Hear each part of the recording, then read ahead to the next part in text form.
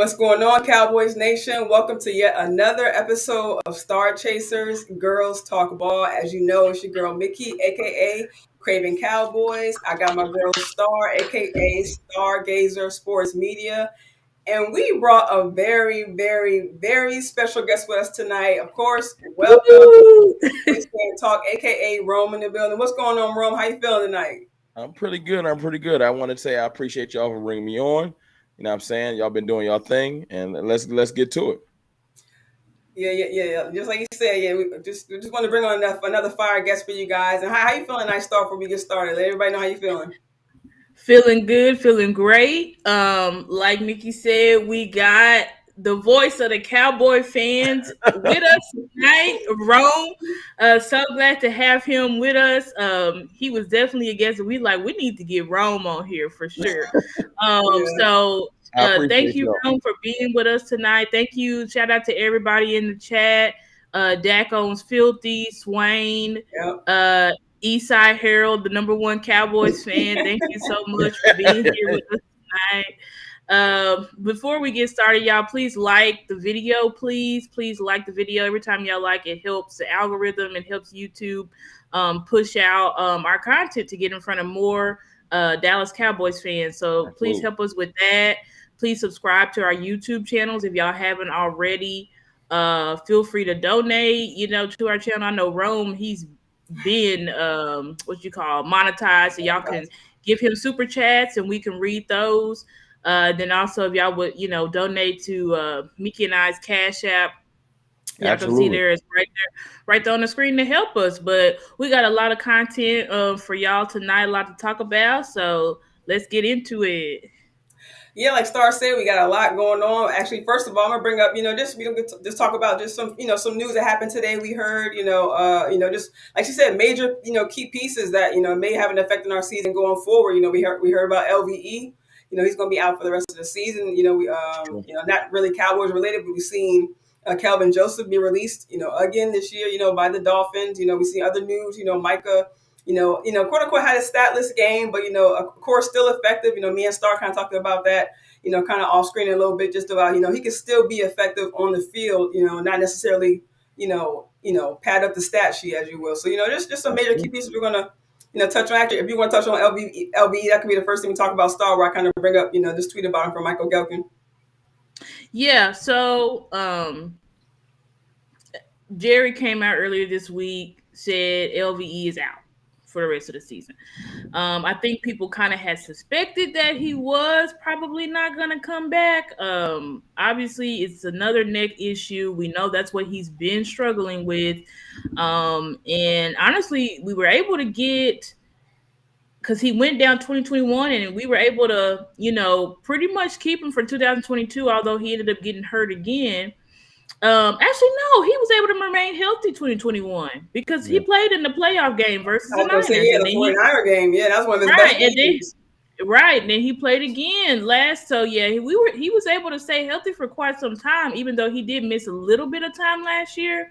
Yeah. But unfortunately, and it's been debated. Was it a dirty play? Was it not a dirty play? I tweeted it. I said, yeah, it's dirty, but I think it's because Trent Williams is known in the league for doing that type of stuff, dog. Like, he's just a guy that he's a very, what you call, aggressive player. Like, I'm not going to Yeah. sit here and Yeah. say, like, did he intentionally try to, like, in Right. LVE's Right. possible career? That's a stretch. You know what I'm saying? Like, I'm not going to go that far. But, do I think that he was trying to hurt him? Absolutely. Like, I do think the 49ers, like, anytime that they play us, they're trying to inflict some type of injury or pain. You know what I'm saying? Now, within the context of the rules. But, I mean, that's just my personal opinion. I know Duke Manyweather came out, but to be honest, love Duke. He's helped many of our linemen grow, but he be caping a lot for the offensive linemen. He always say, "Oh, this not their fault." Da, da, da. So I'm like, okay, but I still respect Duke. I love him. Obviously, he's one of the best in the game at developing offensive linemen. So definitely not no knock on him, but that was just my personal opinion. But obviously LVE, listening to the players today, he's still in the locker room. A lot of the players, like Mark, especially the linebackers, Marquise Bell, um what's it Demone called? Clark. Damone Clark. Like Mhm. these are guys that see LVE as a leader, and these are guys that see him as a mentor, and they see him as a coach. LVE, he's a lot. People make parallels to Sean Lee. He is a lot like Sean Lee in that his body can't really do it, but when it comes to the mental side of understanding the game, he really understands it. So I think, and I put out a tweet today, and I said, y'all got to understand that lesser players with like physical capabilities can still teach, right? They can still teach, they can still coach. And I think, that is one of LVE's strong suit, the mental side. If he had that thumper attitude, everybody would love him. He's just not a thumper because he came from Boise State where they playing what they say 11 or 11. So, so it's just different. It's just different. You know what I'm saying? But our prayers for LVE. I don't know if this is going to end his career or not. But whatever decision he makes, I hope that he's still able to stay around the Dallas Cowboys in whatever capacity, because I do think that he's a player that the locker room loves and respects. So Yeah. I agree. I think that LVE, when I first saw the news, when I first saw the injury, the first thing I tweeted, if you go back and dig through my tweets, was I think he might have to retire.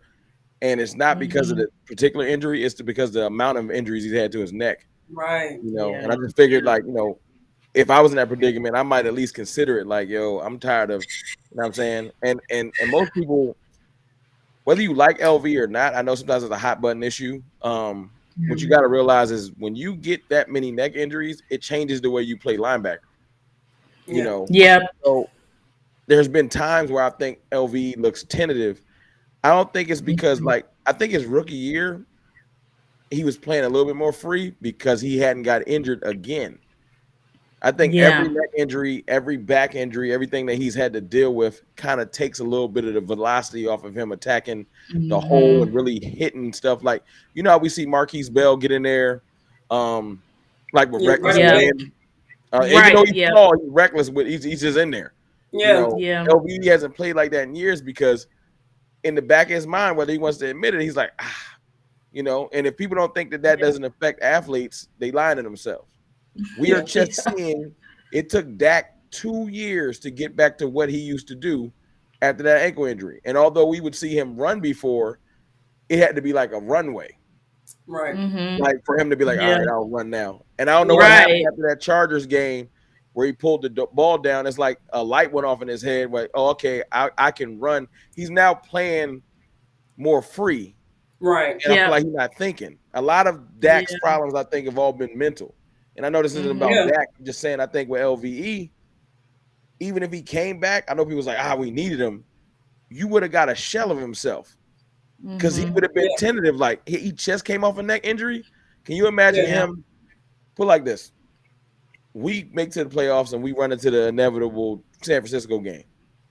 And LV got to hit a hole and he see Trent Williams coming on a pull. It's all mental. Right. Yeah. He's just going to be tentative. So I'm not happy about the injury. I really do hope that he heals up well and can live. Yeah. If he does retire, he lives a great life. But I think he needs at least a year. He wouldn't have been good for us this season because of the type of injury and the position. Right. This is a neck injury and he is a kicker. It's different. Right. But linebacker, he gotta it's just too many times where he gotta run into the hole. You gotta have to lead. Yeah, you have to lead with that. Yeah. So it's weird. I'm not happy he's injured, you know what I'm saying? Yeah. But I don't know if him coming back later in the season would have been good for us because of the type of injury. So it's one of those things where heal up. Maybe we'll have this discussion in the offseason. But right now, I'm like, I don't know if I would have wanted him back because I don't need the type of teams we're going to be playing in the playoffs. I need you to be fully engaged, not thinking gotta be physical. Yeah. And to your point, CFT, just kind of piggyback on what you said. Like now that everything's kind of been resolved, we can kind of fill those roster spots for one, and also kind of Dan Quinn can kind of plan really for the rest of the season. He doesn't have to. It's not really up in the air on whether or not he's going to come back or before we got the news, it was a matter of when. But now that we know, what it's going to be, along those lines, now we know what we can do with Evans. Now we know what we can do with the defense. Now that Clark is going to step in, and step up. Marquise Bell as well. So we Dan Quinn having a little bit more of just a little bit more foundation to be able to build his scheme off of. You know what I found funny though about our team? We are sometimes, because we're stubborn and we're I don't want to call it loyal to a fault, but we're rigid in our roster moves sometimes. And sometimes we get helped by injuries more than hurt, because we do have sometimes players that are in line to play that just can't get on the field because we are just like stubborn about it. Absolutely. I agree with that 100%. Yeah, I think Evans really might. It's not that Evans is going to be light years above LVE, but what he is going to bring to our defense is something that LVE hasn't been doing in a long time, which is just a physical force. Evans ain't got no problem with getting in there and disrupting stuff. And the types of teams we're going to be playing, Philly like to run. Detroit likes to run. They got two backs. Yep. And Detroit. And, Seattle too. Seattle, yeah. So all of them running teams. They all want to run and build the pass off the run. And we need linebackers. We see that Marquise. I feel like we're going to be a whole different linebacking, tackling type team. Like when we run in the San, I'm gonna just say it because I'm not even going to run from it. When we run in the San Fran again, I just feel like we moving differently than we did before. Now we didn't have that much trouble in that game with stopping McCaffrey, but I feel like the next game we're gonna play a little bit more emotionless, if that makes sense. We was too emotional. We was out there Carl Thomas last time. They was too emotional. They was over pursuing. I feel like we approached that game like it was going to be a real genuine fist fight, not a football game. They weren't ready for football. They were ready to just fight. And I was like, hey man, that's great. But they X's and O's it up. Like we was all over the place because we was so ready to fight. Right. And I think this time I feel like, I don't know if it's the edges off, like, because after you blow somebody out like that, the next game, you kind of play more loose because you like, I mean, I already seen the worst. What's the worst? Exactly. What's the worst that could happen? Yep. Right. And I agree with that too. Like, just piggybacking what Rome said about the injuries, we are a team where you really don't see another player taking another player's spot unless there is injury. Now, however, a conundrum is the Michael Gallup thing, because we haven't seen this type of it's basically this is about as close to benching as you're going to see in Dallas Cowboy land, where you have a player getting majority of the snaps, and then every week you just see their snap count just get lower and lower. Michael Gallup, like I think it was last week or the week before last, he had his lowest snap count that he's had since he got in the league in 2019. And I had pulled up, I have the snap count. This was the first game too that you saw Tolbert, who everybody's been asking for, to surpass him, which Tolbert this week had 62% of the snaps. He had 48 snaps. Wow. Michael Gallup only had 37. You know what's funny? I believe Tolbert. Oh, I'm sorry. Go 60. So, no. Go ahead. No, I was gonna say I think Tolbert. I think in the Eagles game, I think they said he only had like 41%. I think of the snaps in the Eagles game. So for him to go from 40% essentially, to 60%, or what did you say? What did you say? Star 60%, 80%? Yeah. So in the versus the Eagles, are you asking for Gallup or Tolbert? Tolbert. So versus the Eagles, he had 41% of the snaps. So he had 31 snaps. So he literally went from the Eagles game to the Giants game. Tolbert went from 31 snaps to 48 snaps. Wow. Yeah. And Gallup, he's just steadily been, week 8, he had 33, week 9, 36, week 10, 37. So it seems like, compared to week 2, he had 63 snaps. Week 3, 56. So his snaps have dramatically decreased. So this is the first time we've actually been able to see this. So with these injuries, you are seeing guys that are actually like Rome said, you are seeing Evans. Like Evans actually got actual tips. I think they got word from the doctor, and that's why he got snaps this week. I think it was like, hey man, we gotta play him because we gonna need him. Yeah, and it was his last application too. So And it was a good way to see what we had in Evans, really to his full potential before we, commit to either signing him to the roster or not. Right, and obviously we got to expect, because I do expect him to be signed to the roster, which means go ahead. What? No, I was watching Vach earlier, and they made a great point. Vach and Scott, shout to them. They said, "Hey man, when did Fihoko get a knee injury?" I was like, I don't know. Inactive. No, but I know football. I know you don't want to say this happens, but it happens. This is a stash is coming, right? Yeah, they're like, we're not going to lose. That's a good point.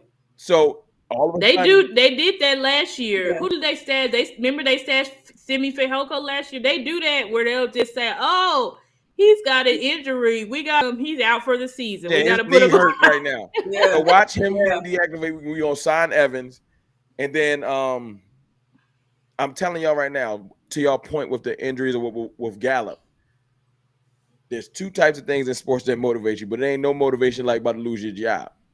Right. There's talking about it, and then there's you see this 6'4" receiver walking around, right, talking about I ain't lose a step. So we don't. And your staff going down at the same time. So we don't get to see Martavis Bryant, right? And I'm not even saying he's anything yet. I know he's signed to our team, right? But if you in practice and you've been able to I'll call it entitlement. He's been entitled for the last 2 years. I know he was hurt, but he ain't had no fire on his back because he's like, Tolbert ain't taking my spot. But Tolbert and Bryant, at the end of the day, Tolbert got leeway. He still got about 2 more years under contract. He ain't going nowhere. You know what I'm saying? So you could just kind of do what you want with him with the Cowboys. But Michael Gallup's contract is not guaranteed next year. I know they did some restructuring, but it ain't enough money to really be nervous about. So my point is, he sees Martavis Bryant walking around, and look, he ain't dropped nothing last week, did he? Nope. And somebody, look at what this guy saying in the chat. I know you're not. Exactly. He's not dropping a single pass. But see, shout out to Big Dow in the chat. He said Gallup does better with less, and I think that's exactly right. When you don't, Gallup is a guy that you want to be able to go to at random moments in the game for an explosive play downfield. He's not a guy that you want on drags and slants. Drags and slants, those are routes that are predicated for what? Yak, right? So you need somebody who can give you that. Who can give us that on this offense? CD, Brandon Cooks, Jalen Tolbert. Those are the guys that you want to get drags and slants to and crossing routes, because these are guys that can get a lot of yak. Michael Gallup's just not that guy. So I think exactly how we're using Gallup is exactly how we should continue to use him. Target him a few times in the game. You'll get 3 targets a game. Exactly. 3 targets a game. Max maybe 5. Right. I don't want to see him targeted more than 5 times. Everybody's saying it's Lamb Cooks first. That's it. Correct. And then you eat where you get in where you fit in. Lamb got to get 12 targets a game at least, because he's on a heater right now. Now Cooks is heating up. The way he came back and got that ball that Dak was supposedly throwing away, that shows that their chemistry is on fire. Like just like the announcers say, it shows when you're hot. Like when you're hot, you're just hot. You got to feed Cooks now too. Yep, absolutely. Those 2 eating will open it up for Ferguson more than it's going to open it up for everyone. So exactly. Gallup, you getting that 3, and you better be happy with that 3. Exactly. You better be happy with that 3. Exactly. You better be happy with that 3, and you better make the most of it. And I think this has worked out perfectly. You know what I'm saying? Because when Gallup was getting all the snaps, there was no pressure. He kept dropping the ball. Somebody had in the chat, is it time to sit Shoemaker? We may see Shoemaker snaps decrease once Hendershot gets back, because all of a sudden Hendershot's practice window is opened up and he's about to come back. All of a sudden out of nowhere. Full participant.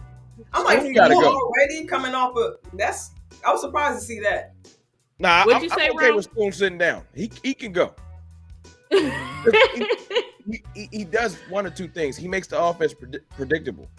He can't catch right now, so when he comes on the field, they know we running. Right. Yep. We can't run proper 12 personnel because when he does go out for a catch, now it's just like, yo, he ain't gonna catch it. Like, I wouldn't even respect him. So it is okay. You just ain't what we want you to be yet. You know what I'm saying? You got some of the attributes. Go hold it down. Bring back, because Hendershot can stretch the seam. He's faster than Ferguson. So that's true. But now, he got one drop in him before I put McEwen back in, because he be dropping the ball too. Yeah. Yep. Yeah. I don't got a lot of leeway with Hendershot. He better not drop no passes. Right. Exactly. Like, he don't have no leeway. That's my only issue with Hendershot. We know he got the physical capabilities, but it's like, we can't have you on the field, bro, because we know you're not a blocker. Period. Right. Like, you don't block, bro. So if you're going to be on the field, you got to be catching passes. And if you look at the beginning of the season, we gave him plenty of shots in the red zone, and he just not executing them. Yeah, now, so even seeing him as early as training camp, that's a little discouraging as well. Right. He didn't have a good camp either. I'm going to be honest. I said he wasn't going to make the roster because I said he's not playing well. My man got hurt. Yep. Oh, right. Yeah, Stevens. Yeah. Yeah, he's gonna take his spot next year. He just hurt. Yeah. He'll be back. Him and Overshown. You got 3 starters in the tuck. Overshown, right? Dig. Like, we got people coming back. So these other dudes need to play hard because they auditioning for another team. They ain't going exactly right. Absolutely. Like, Henny, his leash is very short. Obviously, I think they're gonna try to get you. I don't know what it is with Schoon. I mean, I don't know, because at this point we're only targeting him once a game. I mean, he's literally getting 1 target a game, and they're just trying to get him a little bit acclimated, like simple stuff. Like, if you even look at the goal line drop, which I agree should have been not drop, sorry, it wasn't a drop, but it was a catch, but then they said it wasn't a touchdown versus the Eagles.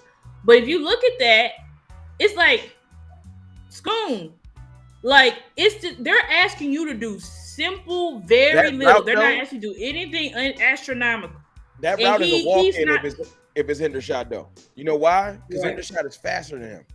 So that route, what's his name? The guy for the Eagles. Blankenship, Reed Blankenship wouldn't have been able to make up. And Blankenship ain't slow, but the way that route was ran, like, I'm not trying to hate. I know he was interfered with and all that, but when he breaks out of that route, Hendershot is more twitchy than Schoon. So he would have kept the ball clear. He wouldn't have been even touched. Yeah, Schoon is so slow. That route was all rounded. You seen what was about to happen. He kind of, in my opinion, but the thing is, I was just gonna say, I think he just kind of. I think maybe I'm not gonna say he was nervous or anything like that, but I just think, like, with him being young, he's a rookie. I just think him having a goal line shot right there. I know we've been to him before. I know he had the touchdown attempt that he also did drop. But I just think I think he just maybe was just a little bit amped up, getting the ball. And the fans was on him real quick. Like, I just think he couldn't help himself, honestly. The fans was on him. It was loud. He was a little nervous, and that's fine. He was nervous. Yeah, he was nervous because that was a we need to score here at all costs. And Mike said he didn't end up running the right route. Because to me, I don't think it's that Schoon is slow. I mean, when you look at his RAS and all of that type of stuff, he's pretty fast for a tight end. He plays slow. It's because he's thinking too much. He plays. He's playing slow, and he's overthinking things, which is causing him to just drop. He's dropping, like, what you would call a long handoff. Like, he's dropping he's dropping just simple stuff. And so I think at this point, the game is just seeing, when it comes to pass catching, it's like the game is now he's blocking, he's doing all that great. But when it comes to pass catching, it's like it's too big for him, and it's just, I agree, it's freaking him out. So y'all remember he missed training camp. Remember, because he got hurt. He had that plantar fasciitis, so he missed training camp. He barely played in preseason. He's just behind. He's behind significantly. So I think, at this point, we probably do need. They can use that. What'd you say, Ron? They could just say he's behind. We gonna, like, it don't gotta be disrespectful. Yo, hey man, he ain't right yet. He's just behind. Yeah, exactly. And I do think, it is time to, if we can put somebody, but y'all saw remember when we got Eric Saubert? I think they were trying to see if they could bring somebody in who could block and who could also catch a couple of passes. But as soon as we put Saubert on the practice squad, he got taken off immediately. Yeah, quickly. Yeah. That ruined that plan. So I think, they are trying to figure out what to do with Scoon because he's just not performing. I mean, that's why they're not dropping. They're not going to drop Fihoko to the practice squad. That's why this is a fake injury. Because people watching our players. They know if they drop Fihoko to the practice squad, he's gone. He's gone. Yeah. He's going to be gone immediately. We know at this point, we can't cut, any players that we want and stuff like that, we cannot cut them or put them on the practice squad because they will be gone. They will be gone. So we just can't afford to do that anymore. So, but anyway, what's this next topic we got up here? We're gonna talk about just the usual topic. Dak turning up against these teams. You know what I'm saying? Dak, of course, Dak played on fire, and I just kind of wanted to make a play off the title. Like I know that people talk, last year called him the bus driver and the manager and things like that. But I think just this year he's proven that he's the engine that's driving this bus because. As we've seen in the Eagles game and as we've seen in these other games, really in the past month, even since they came out by. Dak has really just been the spark. Not saying we needed a spark, but there were definitely times in games where we needed a spark.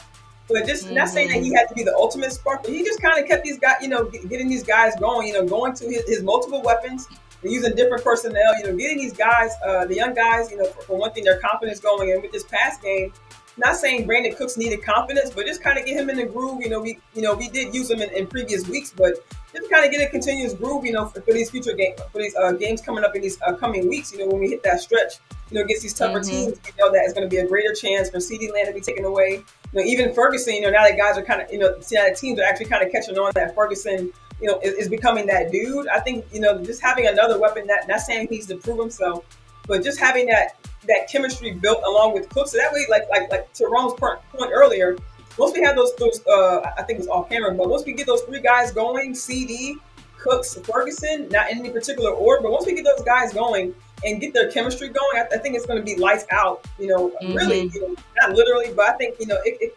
could potentially be lights out if we get the chemistry going with his guys.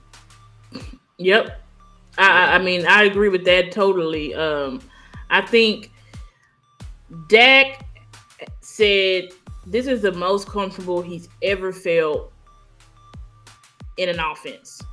And that's including, his lightning out of, lightning in a bottle rookie year that he had, right? And all the breakers that he broke and all that type of stuff. And, shout out to CJ Stroud, who's playing well, but he's probably the only guy in recent history that is having a year close to what Dak Prescott did.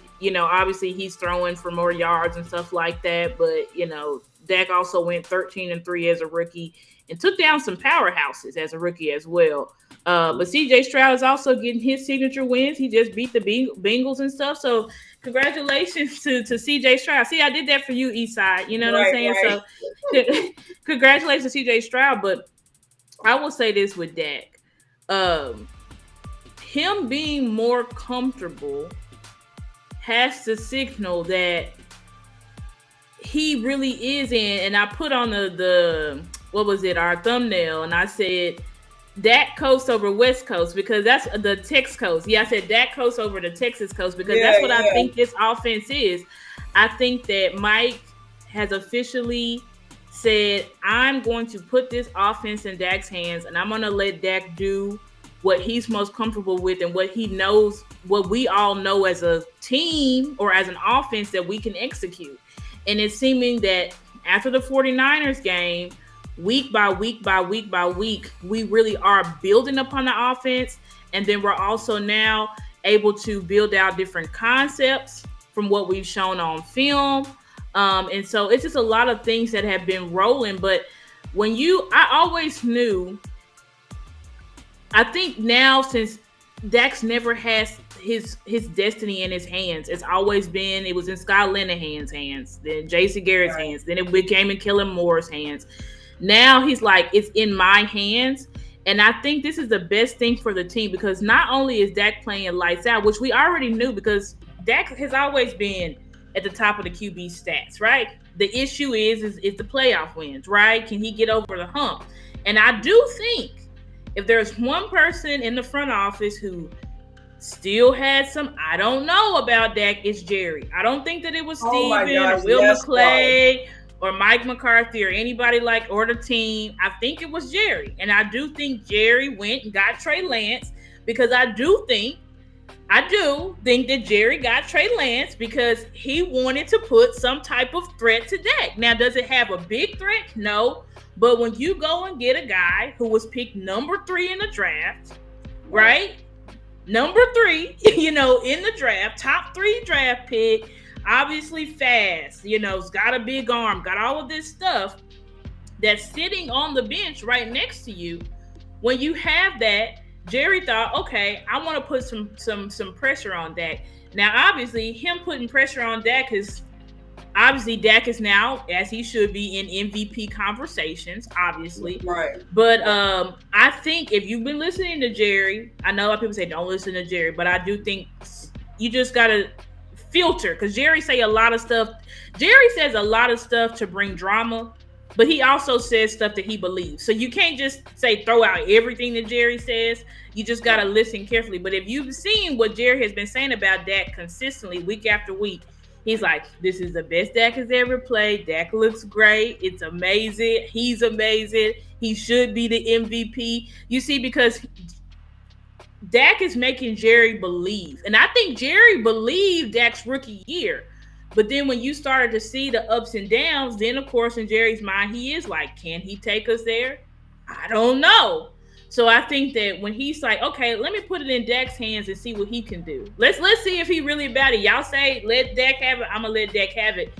And what Dak is showing him, I think it's all turning out better for the team. So that's my spiel on that. But, Brome. I'll piggyback off what you're saying. I'll peel back a second. Second ago, you was talking about belief. You know what I'm saying? And belief is a powerful tool in sports. I think Dak has so much ownership or onus on this offense, because I think that, I don't know if you guys ever researched this thing called quarterback school that Mike McCarthy used to run in Green Bay. And he used to take his quarterbacks after every season, they used to go through every pass. You know what I'm saying? Yes. And I don't think Mike McCarthy got to implement that type of stuff when Kellen was there, because I think it was like mandated by the Jones family. Hey, this is Kellen's show. So I think Mike McCarthy was hands up. But I think that Mike McCarthy likes to let his quarterbacks take ownership of the offense. So when we saw Dak Prescott in the preseason call that game, I knew then he had a full ownership and understanding of the offense, because I saw how he called it. And I feel like he called it for himself. What would I do in this situation? Right. How can I accentuate why am I forgetting his name? The quarterback that we lost, he played, I think he was Will Greer. Will Greer. Will Greer's strengths. He called it like a great OC. So I was like, Dak understands his offense, but I think in the beginning of the year, this whole onus on we need to be more conservative. We're running this. It's a defensive team, etc. Yeah, and that was fine until it wasn't.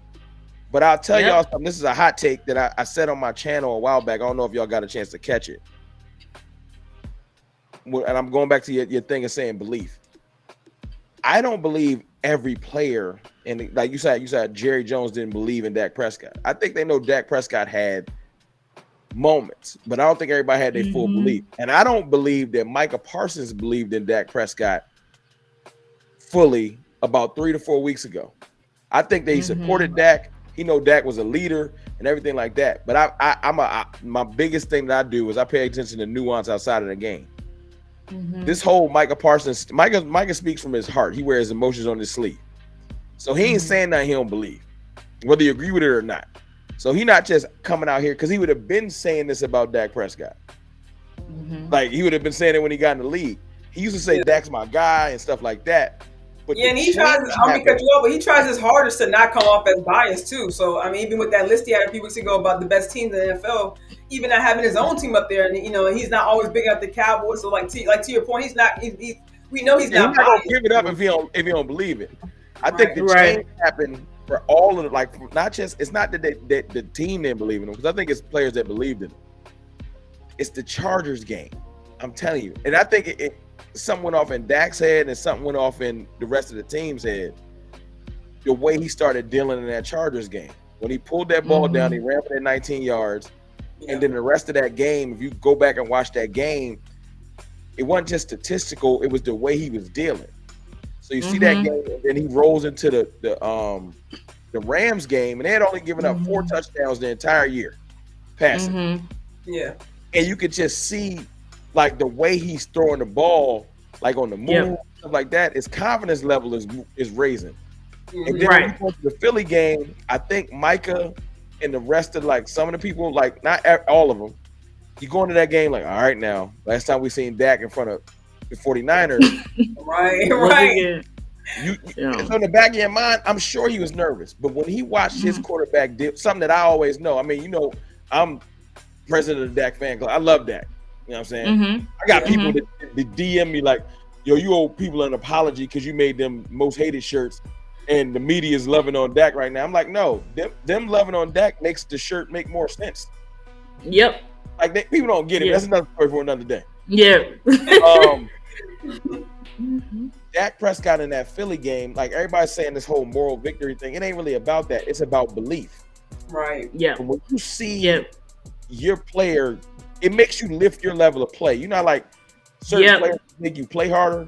Like when you look at Micah Parsons on defense, you're like, I got a Micah, right? And you play harder. All the players around Micah play a little harder. I think for the first time in a long time, players is looking at Dak like, oh no, we got Dak and you don't. Like the way he been playing, I can tell. Like it's making everybody around him lift their level of play. Micah lift their level of play.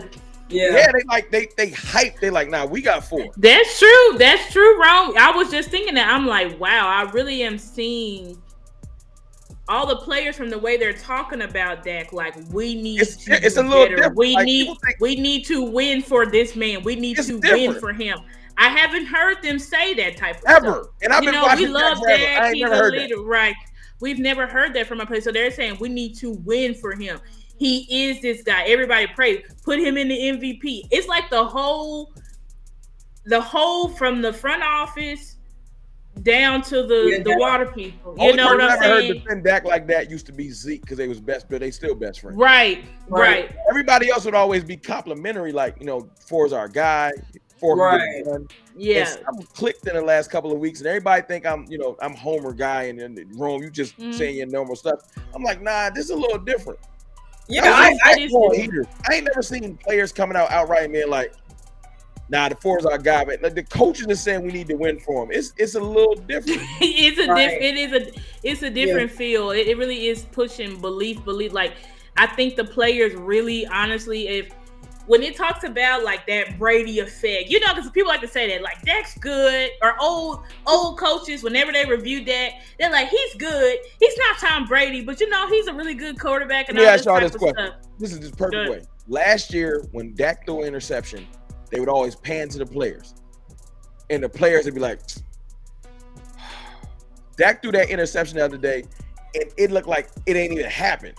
Yo, after he threw that pick, he went right talking to Ferguson like, oh, so this, that, and the third. But none of the players in their head, like last year, commercial break, like it was players used to be like, they looking at them, they all looking lost. The other day, it was like, yo, we all right, we good, right? That's a great point. Yeah, another thing I want to say now, when you talk about how this identity has shifted, right? This team identity, because before we was in off season. You know, Mike, make no bones about it. We a defensive team. We gonna Mike be lying. He do. Mike said, hey man, we good with Tony Pollard. He gonna get the majority of the carries. And Smooth went out there and was like, hey, next man, week, Rico. Mike do be lying. Like they never gonna tell you. I'm telling y'all, always think the opposite. Believe the opposite. So he's like, we're gonna play that. But I do think that's what Mike, if you look at it, I think that's honestly what Mike was trying to do. But then when you realize, that's why I said after the 49ers game, I said, the 49ers is a mirror that we cannot dodge. We need to look in the mirror, and we need to be who we are, not who we're trying to be. We're not this. Yeah, like we're not this power run. We're going to run down your throat. That's Detroit. You know what I'm saying? And we're going to play out the play action. We have a high-level quarterback. We have one of the best weapons groups in the NFL with CeeDee Lamb, Brandon Cooks, Ferguson.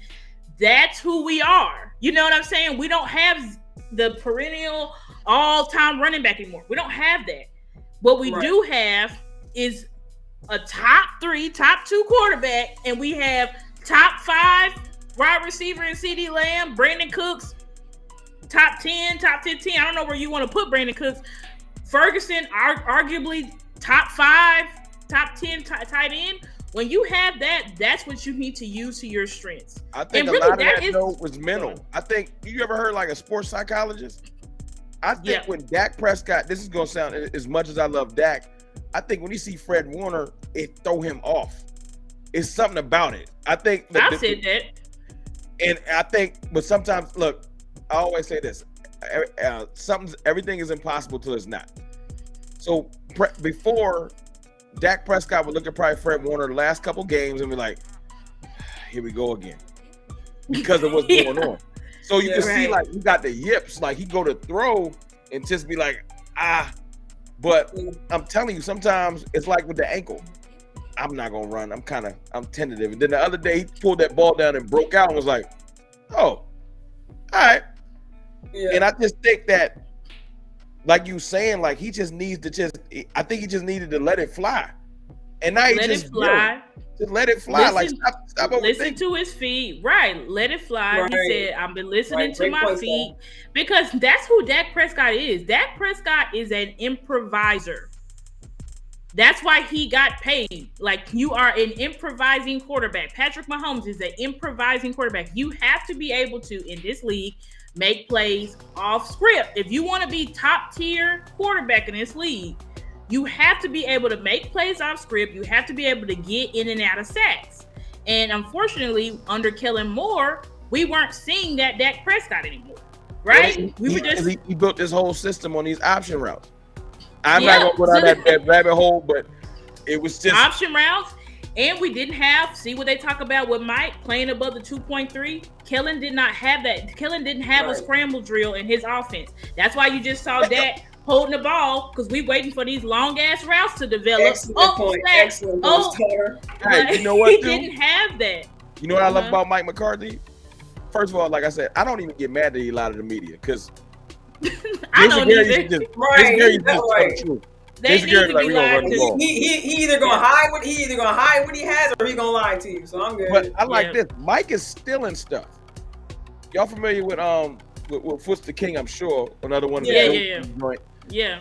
And Foots was talking about the motion that Mike been running. He took that from Miami. Mike is pride comes before the fall. I think Kellen thinks he's the smartest guy in the room. And he like, my offense is better than yours. Right. Mike is like, oh, that's working. Oh, right. I'm gonna use that too.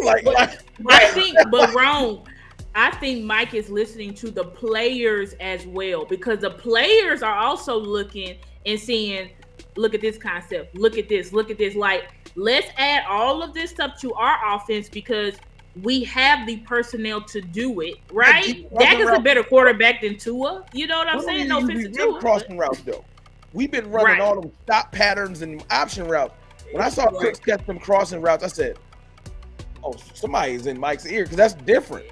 Right, and another key component to that too is the trust that he has with and like you mentioned, not only Dak. We talk about that a lot. The trust that Mike McCarthy has put into Dak. I think it's kind of been like a trickle down effect. That it shows the trust he has in Dak and the players, but with Dak having more trust in the players, he's giving them confidence. Like I said, continuing to going to them and giving them game time snaps, that's giving them confidence. So not only to bring up their game, but for, like you said, for them guys to play for Dak and to be able to play with a purpose. Now Dak isn't necessarily left out there to make the big play, to try to carry the team, and try to throw the game on his back. Yep. Now Dak has like you mentioned, the players are playing up, dog. They playing up. Exactly. They're playing up like they never played before. All leveling I'm telling y'all, if y'all think I'm crazy, I'll be liking to pay attention to the interviews, because people are telling themselves. Some people are real diplomatic and Like Dak. I love Dak. But when it's interview time, it's like, he ain't about to give me nothing. He about to get on my nerves. Like, Dak gonna give you the He's company. very diplomatic. Yeah. I get it. He protecting his brand. But other people, you know what I'm saying? They'll give you a little bit more nuance if you paying attention. And the other players, the defensive players, it's like, when Micah first got in the league, I used to hear him talk about other quarterbacks. And just kind of like, yo, man, Pat be getting busy and all this extra stuff. And then when it comes to Dak, Dak's my guy. He can get it done. It just was kind of like congealed. I think he saw in the Philly game, it was that 3-game stretch. Now 4 games after what we did to the Giants, because that was disrespectful. But, you know, that 3-game stretch where you just seen him start to get into his zone. And I think he was like, we got to do our job. It makes the defense like, nah, we do our job. We're going far. We just got to do our job. Right. I think that's what everybody believes. Like, everybody believes this year. J-Ron just talked about that this week. Today, they released his press conference. And he's like, we just believe, like, more than we ever have. The defense thought, we gotta. We have to carry this team. I don't think they feel like that no more. I think that we do our job. We goody. Right. And I think they know, like, in the Eagles game, they let Dak down, because after that game, they all talked about how Dak is the guy and we need to play. We need to play. We just needed one more. It ain't even like a full stop. If they held them to 1 field goal, them 2 touchdowns they scored in the third. One field goal. Just one field goal. That's it. Just one field goal. That's all we need. Now, I think Dan Quinn needs to be like Mike McCarthy. This is my one gripe, because Dan Quinn is like, can do no wrong. Since he's on the screen, I had to bring it up. Yeah. Yep. And I know y'all talking about. We're gonna talk about that. We got on his head last week because I have not been feeling him. Rigid. He thinks. He got a little Kellen in him. Absolutely. He does. He thinks he's a guru. He's a genius. And I'll just keep running this out here. Moment. No one can beat me.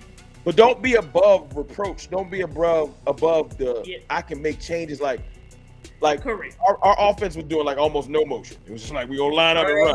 Right. And then Mike said, we gotta switch it up. I think we run man so much that Dan thinks that's the only thing to do.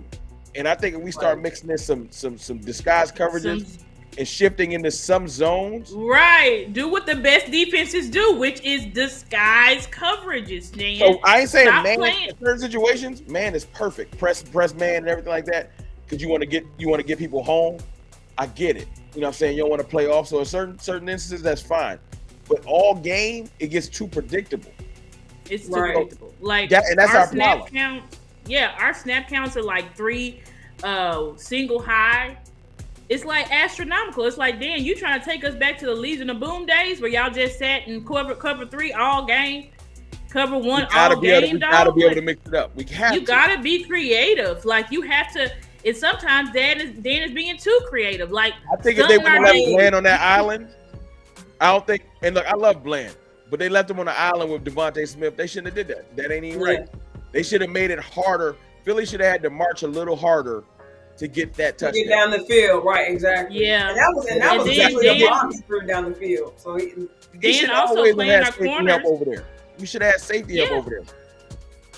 And then you got Dan. Then you got your guys, Dan, playing 10 yards off the ball when it's a 3rd and 3. And 10 yards off the ball when it's a 3rd and 18. Like, what are you doing? Like, it's like, Dan, you got to. But we saw there's 2 adjustments. That one adjustment I want to talk about what Mike made and adjustment that Dan made. With Mike, our offense exploded this week. Want to know why? I watched Sky's show sometime this week, and I said, "Oh, that's what it was." We're now playing CD at the X, and they put Brandon Cooks in the slot, opposed to having CD in the slot majority of the time. And that's what really took this offense up to another level. Now, I like that everyone can move, though. I like that everyone can move. It's like, and that's what we need to do. Like, move around the personnel. That's what interchanging the personnel. But what Dan Quinn did this week that we saw that he wasn't doing is we ended up playing Micah off ball. Now, a lot of people were like, it's been controversy. Micah, he's a DN. He needs to stay a DN. That's what he's best at. But then when you go and look, like before Micah became to the NFL in his rookie year, he played a lot off ball, and this man was terrorizing games because there's no linebacker that's quicker than Micah Parsons on our team right now. I don't care what you say. There's no linebacker quicker, taller, or with the wingspan that he has. So when you have a guy like that, and Micah may have not seemed like he seemed like he was stacked. He wasn't happy. I just made a video about that. He wasn't happy at all. He wasn't happy. He wasn't. I like the off ball. I do, but I like it situationally. I think Micah doesn't want to come off the field. That's a Micah thing. They played Micah off ball to keep him clean because they wanted it. It's like resting Micah without resting Micah. He don't like to come off the field. I've seen him verbally complain. Oh, but in a blowout, he want to stay out there. Now, I think he's going to get all he want in the coming weeks. And I do think they're going to move him back to edge in some plays. I think off ball is good sometimes, but it's like the pendulum swung too far left. Like, he played off ball a whole half. I'm like, hey, man, because he could have got to DeVito. He could have got to him, but he didn't get a chance. Yeah, they played him. He had 10 snaps at linebacker and then like 25 at edge. So he's always going to be. They're probably always going to give him majority at edge. But look at. I know Micah didn't explode off the charts, and I think honestly Micah could have had more stuff, but he was also upset because he wanted to get in on the fun. You saw Dante Fallon never get. He wanted to get in on the phone. He wanted to get in on the fun. Oh, squeaky wheel gets the oil. You've been seeing everybody on our team that slightly complains. Right, Sam Williams. Watch Micah go. They're gonna let him do whatever he want this week because when CD had his moment, they fed him. Brandon Cooks was different. Brandon Cooks complained very conservatively. Hey, look, I'm gonna just trust the process. Right.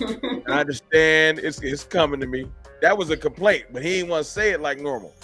Watch Micah. Micah did the whole I'm speechless thing. He gonna get sent on like 85 stunts this weekend. They gonna get him. They should do that but Micah he's most effective. He's really not most effective rushing from the ends as he is rushing from the middle. So it's like continue. That is one of Micah's strong suits. So yes, we still need to rush him. But look how good the defense looked with Micah controlling the middle of the field. And another reason why the Giants wasn't able to get off because Micah was covering Saquon.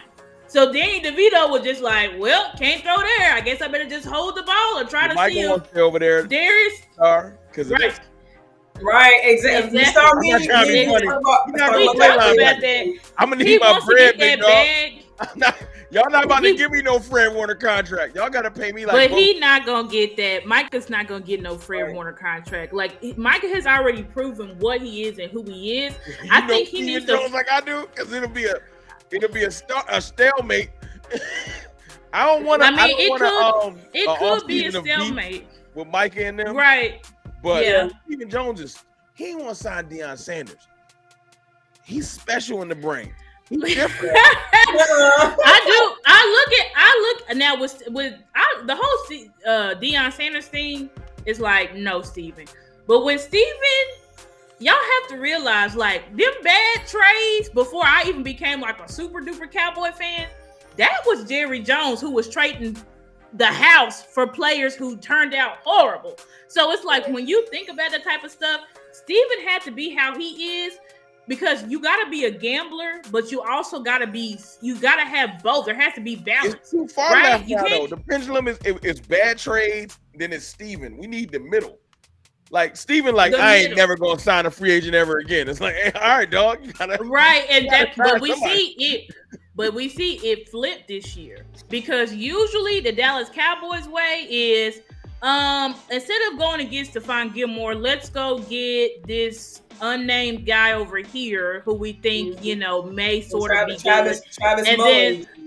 Then right, Travis. Trayvon Mullen, and let's go get this guy over here in Steelers land or Donovan Peoples-Jones. to but it was a baby replace flip though, Amari because Cooper. I need to see. It don't got to be a first.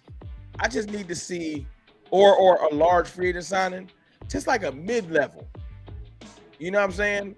And I think because I think we're playing. It's three sides. It's trades, free agency, like genuine free agency, and then there's draft. We're graded the draft, and we graded like bonus value signings. Because Gilmore and Cooks are still in their 30s, so you couldn't really. There's no risk. But we need to be able to throw a third or a second out there and go get a. We need to be capable of going to do what the Niners did with Chase Young. We ain't there yet. Now, I don't know if we're going to get there anytime soon because that's another, like I said, that's a whole show we can do in the offseason of why they won't do that. You know what I'm saying? And I get it. When you get scorned because you done that a couple times with Jerry just wilding and going to get Galloway and it just don't work out. You be emotionally burnt. Like I'm not doing it. What was that year we went out and got all those kind of bigger names? That was 2020. I think we went out and did that. Yeah. What was the guy, the defensive tackle or defensive end? Gerald McCoy. I think it was. Gerald McCoy, and Gerald McCoy ended up playing the snap. He got hurt like in the blue and white scrimmage or something like that. He got hurt. He never played a snap for us. Then we got Don Terry Poe, who just fell off the face of the earth. Woo! He was bad when he came here. Now that was like a household. Don Terry Poe was like a household name. Then he came here and was like, "What the is going on?" But that could have been Mike Nolan, honestly, because we gotta forget that was Mike Nolan's year. So you want to trade would have helped this year. Although I'm loving the way Rico is coming on, we could have went and got Derek. We could have went and got Derek. I wanted to go. That was my main guy. That's the only guy that I wanted, really. I was like, we could go out and get a corner. Yeah, you for Henry. Sorry, you was definitely putting out there for Henry. I wanted Derrick Henry 100%. I said, all right, well, let's go get Derrick Henry. But the Titans, they took him off the trade block. Well, they took him off. That's different. My point is like that little move, not like OD. Like we wasn't about to like when people were saying go get Devontae Adams. Come on, y'all. And Patrick Surtain, bro, that was right. Like that was gonna take the house to get it. Like, come on, dog. Y'all know it's gonna take. Now, if this was Madden, I'm giving up of 2 firsts in the third. You know what I'm saying? Or a second. Like, first of all, you could have went back and got Zeke. I would have went and got him. I was telling Star either Zeke or even more recently Saquon because he's not happy over there in New York. Like I don't know. I know they're probably not going to deal with a division rival, but I mean I know he's not winning here. I would have wanted but look, Rico. After last week, maybe they knew what they was doing because Rico, I think is more so they just won't give him the ball. Right, let him run. Yeah, but I think they see now, and I saw Jerry this week. I said, "Oh, Rico definitely about to get the ball." Because Jerry said, "Because they say, what do you think about Rico, Jerry?" He said, "Oh yeah, he's absolutely beautiful. He runs the ball so hard. Him and Tony Pollard for sure gonna be. Look. That's a perfect 1-2 punch tandem." I said, we know Rico will be in the lineup. Tony is getting the same treatment Gallup got. Tony is not a selfish player, and I don't think this is personal, but it's something about watching you get the ball 10 times, and it's like and then Rico get out there and he's breaking tackles. And then I started to watch this game. Like Tony started running hard. Is he running hard? Like Tony looked like he was like, "Nah, I ain't going down no more." I know. Tony started running hard because at first his vision terrible. He avoiding tackles. He cutting it back when he not even supposed to cut back. But he saw Rico. Tony called Zeke after the game. Tony said, "That's how you felt last year?" Yeah, that's exactly how I felt last year. When I used to come off the field and you break it for 80. Everybody looking at me like something wrong. Right. I'm saying breaking it for 20. Tony's like, let's get this competition rolling. Everybody push each other to be better, bro. Like play lights out. That's what we need. Right. And look, even with Dak, like y'all said, he'll never admit it, but it was like, y'all brought in Trey Lance. Dak was pissed off about Trey Lance. I mean, he was pissed off. He was like, they were like, "Are you surprised?" He's like, "No, I'm not surprised. I'm not surprised at anything this front office does at this point." Nah, he was a little tight. Are you crazy? I'm serious. Be mad. That's what he said. That's what he said. He was pissed off. like, really? Y'all niggas trying to play me. Sorry. Say the N-word. Y'all ninjas. Nah, like, y'all real, ninjas trying that's to play exactly me. how he felt, though. Like, all right, I got y'all. But that's how Jerry is. Jerry is very, you have to prove it. Jerry, the front office they are what they see, guys. This is why I said this year, it's not on the front office. It's on the coaches. Why am I saying that? Because the coaches have the ear of Jerry and Steven. Listen to the stuff Jerry and Steven be saying. You be like, is that a stunt double? I'm like, what are they talking about? Like Jerry and Steven talking football? Yeah, because we gotta pass to set up the run. Then you actually gotta do this. And then reason why we're doing this. Why y'all think they know all of this stuff now? Because Mike is teaching them. It's up to Mike to convince Jerry and Steven. Okay, Steven and Jerry, I see this is what y'all want to do. But we actually need to do this because XYZ. Y'all built this team. We didn't go out and get more talent because we think we can win with the talent we got. Please just let us use the talent how we see fit, right? But you know, Mike strike me as a person that he's gonna ask for forgiveness, not permission. Right. So Mike doing them like he doing the media.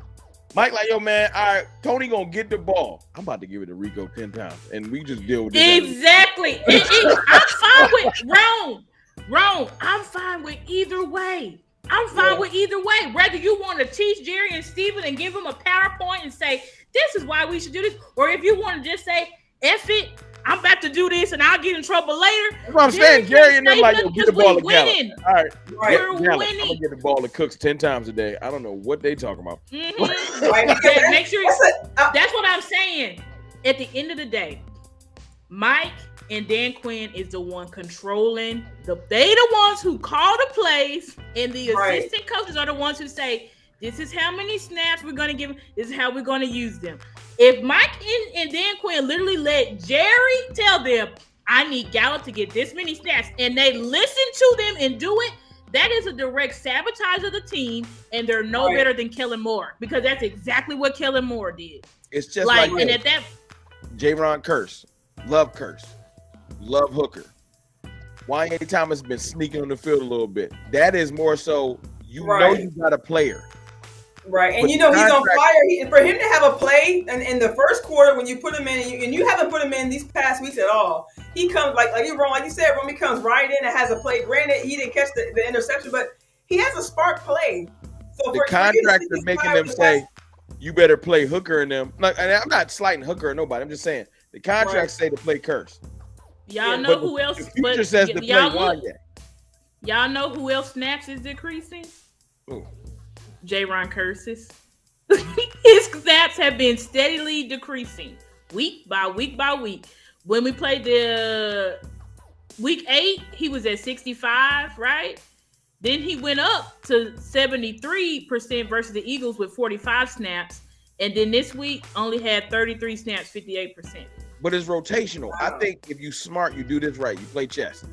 I think Curse is going to be pretty decent on certain days. Say it, Rome taking the thoughts right out of my head. Please teach us, Rome. Go ahead and say. Go ahead. It's going to be situational. They're going to you playing chess, right? And you playing with male egos, and everybody feel like they're the best player and everything like that. So you got to do it properly.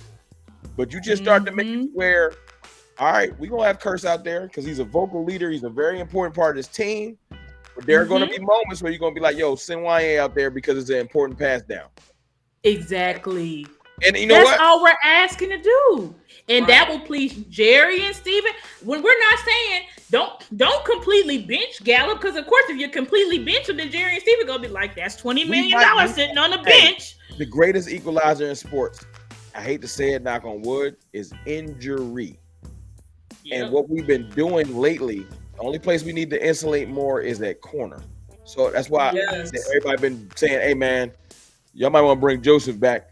Not because of anything, but just depth-wise. You know what I'm saying? Yeah, but I agree with you, Ron, because I don't know if anyone has really been noticing it. Really, I didn't notice it at all either, but my dad kind of pointed out when we were watching the game the other day. It seems like when Gilmore, I think a couple of times when Gilmore was getting up, he seemed like he was a little bit stiff on his left side. Like he's not using his left arm. You know, like when they're helping him up, he's not using his left arm. He was kind of stiff a little bit. So I don't know if he's fighting through anything or anything like that. But we can definitely use some depth, and not only with the cornerbacks, but with special teams too. You know, with Goodwin going down, you know, now for the year, and them having to make some adjustments with Turpin. We may need to give some of these guys some rest. I wouldn't be surprised if we go get somebody. I'm just saying like this, like we're insulated in a lot of good places. Like, you know what I'm saying? Like for the most part, like Austin Richards, TJ Bass to show me like, okay. Yeah, we're good there. I'm not as nervous about the O-line youth. D-line is deep. Safety room is wild deep. Linebacker is not super deep, but it's deep enough right now. Deep enough. We got emergency release Micah Parsons. That's our break glass in case of emergency. Yeah. We got Marquise Bell. We got Damone Clark, and we got Evans. So that's pretty much, most people's linebacker rooms ain't that much deeper than that. Yeah, that's pretty good. But the cornerback room is where we're looking at a little bit, just a little shaky. Bit. Receiver, we deep. We saw Jalen Brooks ball out. I'm like, when I saw him on the field, I was definitely surprised. So I'm not. Look, I don't want nobody getting nicked up. No injuries. Right. No. But like, if someone twisted an ankle, we got depth. We are just fine, which makes me happy because we went from like praying that James Washington could do something to being. Like I was there. I was lying to myself. Hey man, he won the Bolitnikoff Award. He about to do that. He's not doing nothing. Oh my gosh. So I'm happy that we are insulated everywhere. We even insulated a quarterback. God forbid.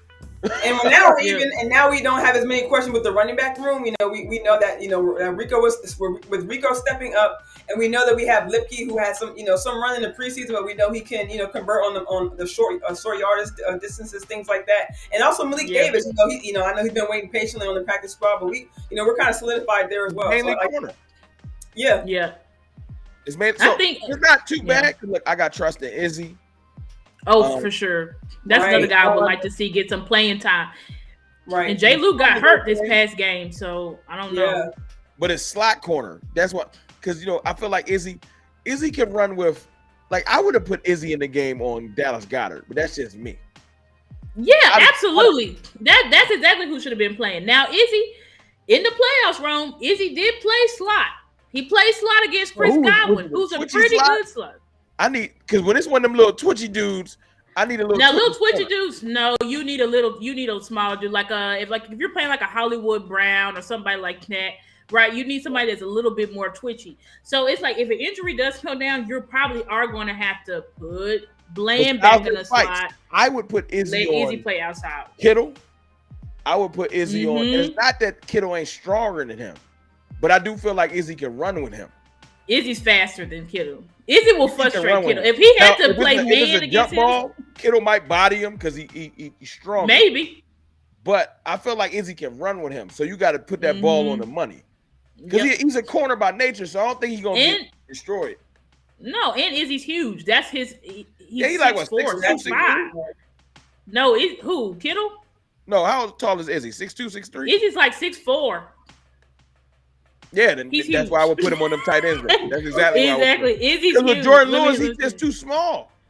Yeah, like that. See, in that case, that was being Quinn's fault. Everybody was mad, like Jay Lou's getting mossed by Goddard. I'm like, Goddard is like 6'3". Jay Lou is our smallest corner. Why would you have his little butt? No offense to Jay Lou, but why you gonna have our smallest corner lined up on Dallas Goedert? Does that make any sense? You just got to high point the ball, and it's a wrap. Exactly, like, and Hurts was just throwing into the perfect spot. Now Wanye probably can run with him, which is our point. He was keeping up with Waller in week 1. Though. We really just haven't seen much from Wanye to be able to, really give examples like that. But we've seen Wanye turn up, constantly on the field. It just is a matter of I'm not tripping. I know what we can do versus them teams. I've seen us versus San Fran. Look, some games get out of hand.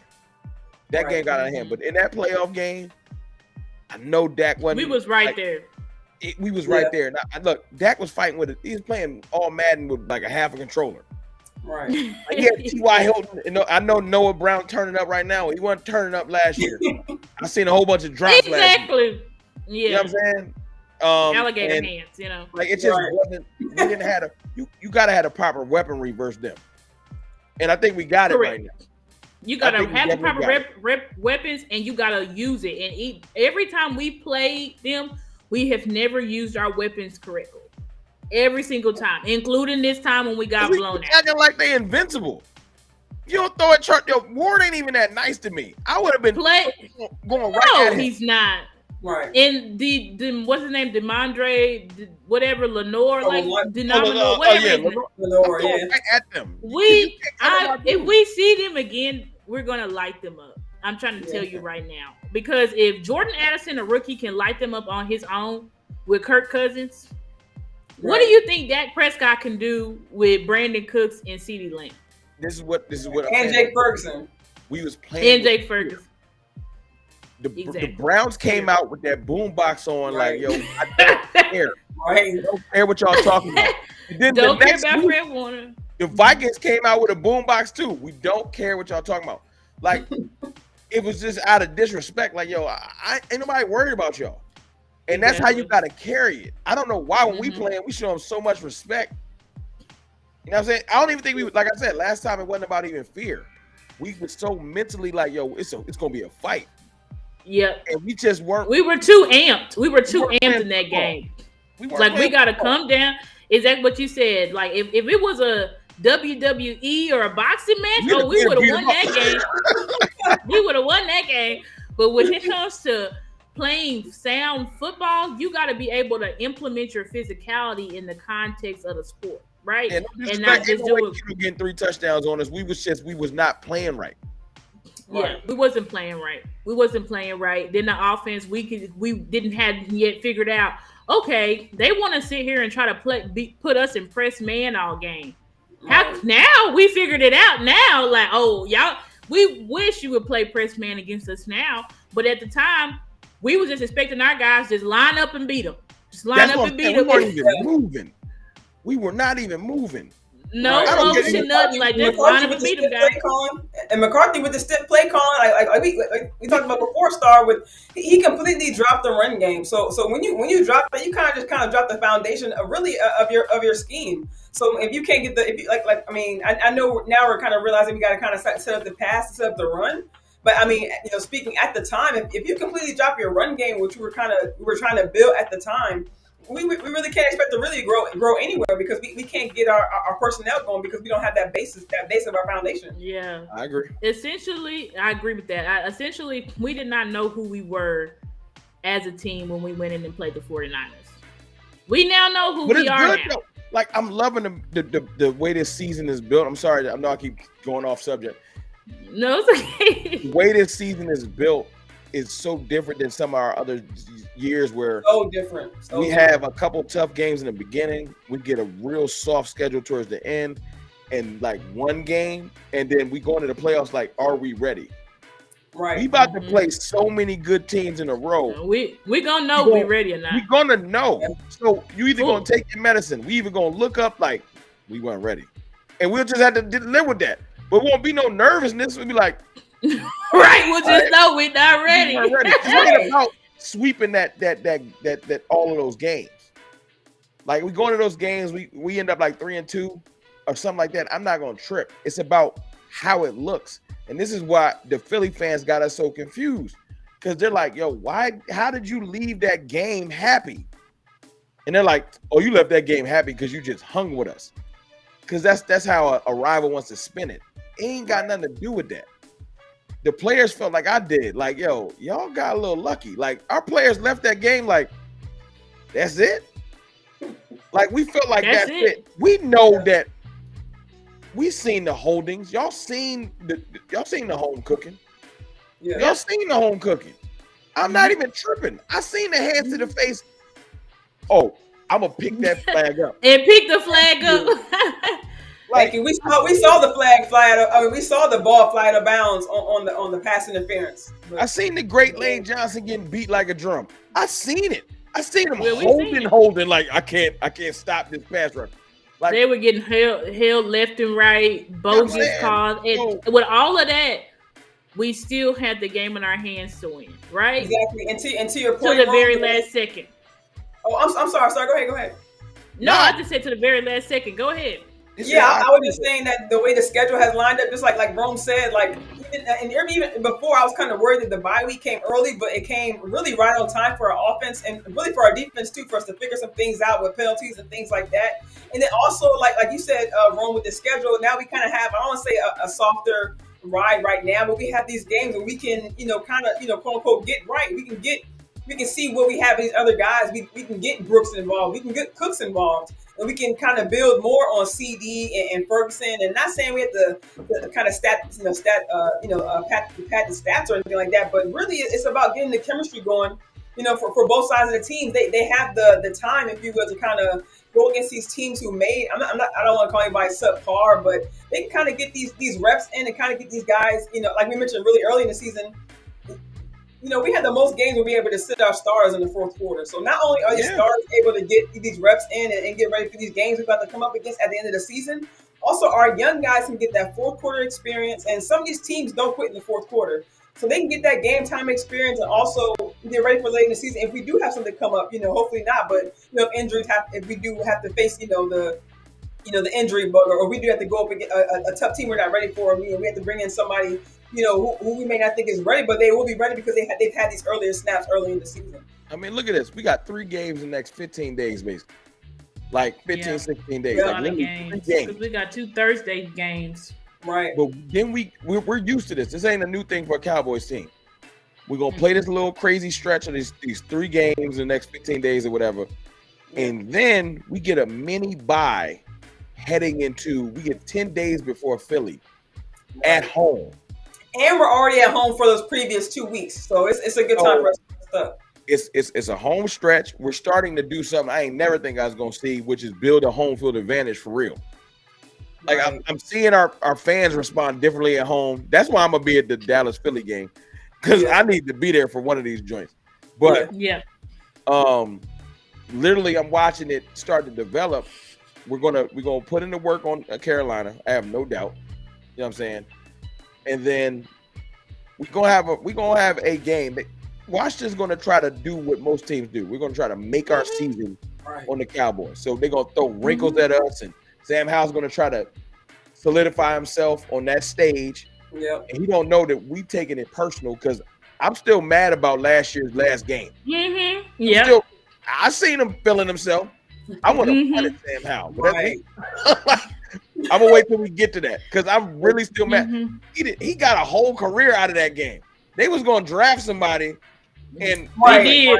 We gave that man a whole career. He sure did. I need to reverse that. I need to throw that in the other direction. I need that game to go. They need to be questioning Sam Howell. Like, do we need to draft somebody? That's how I want that game to end.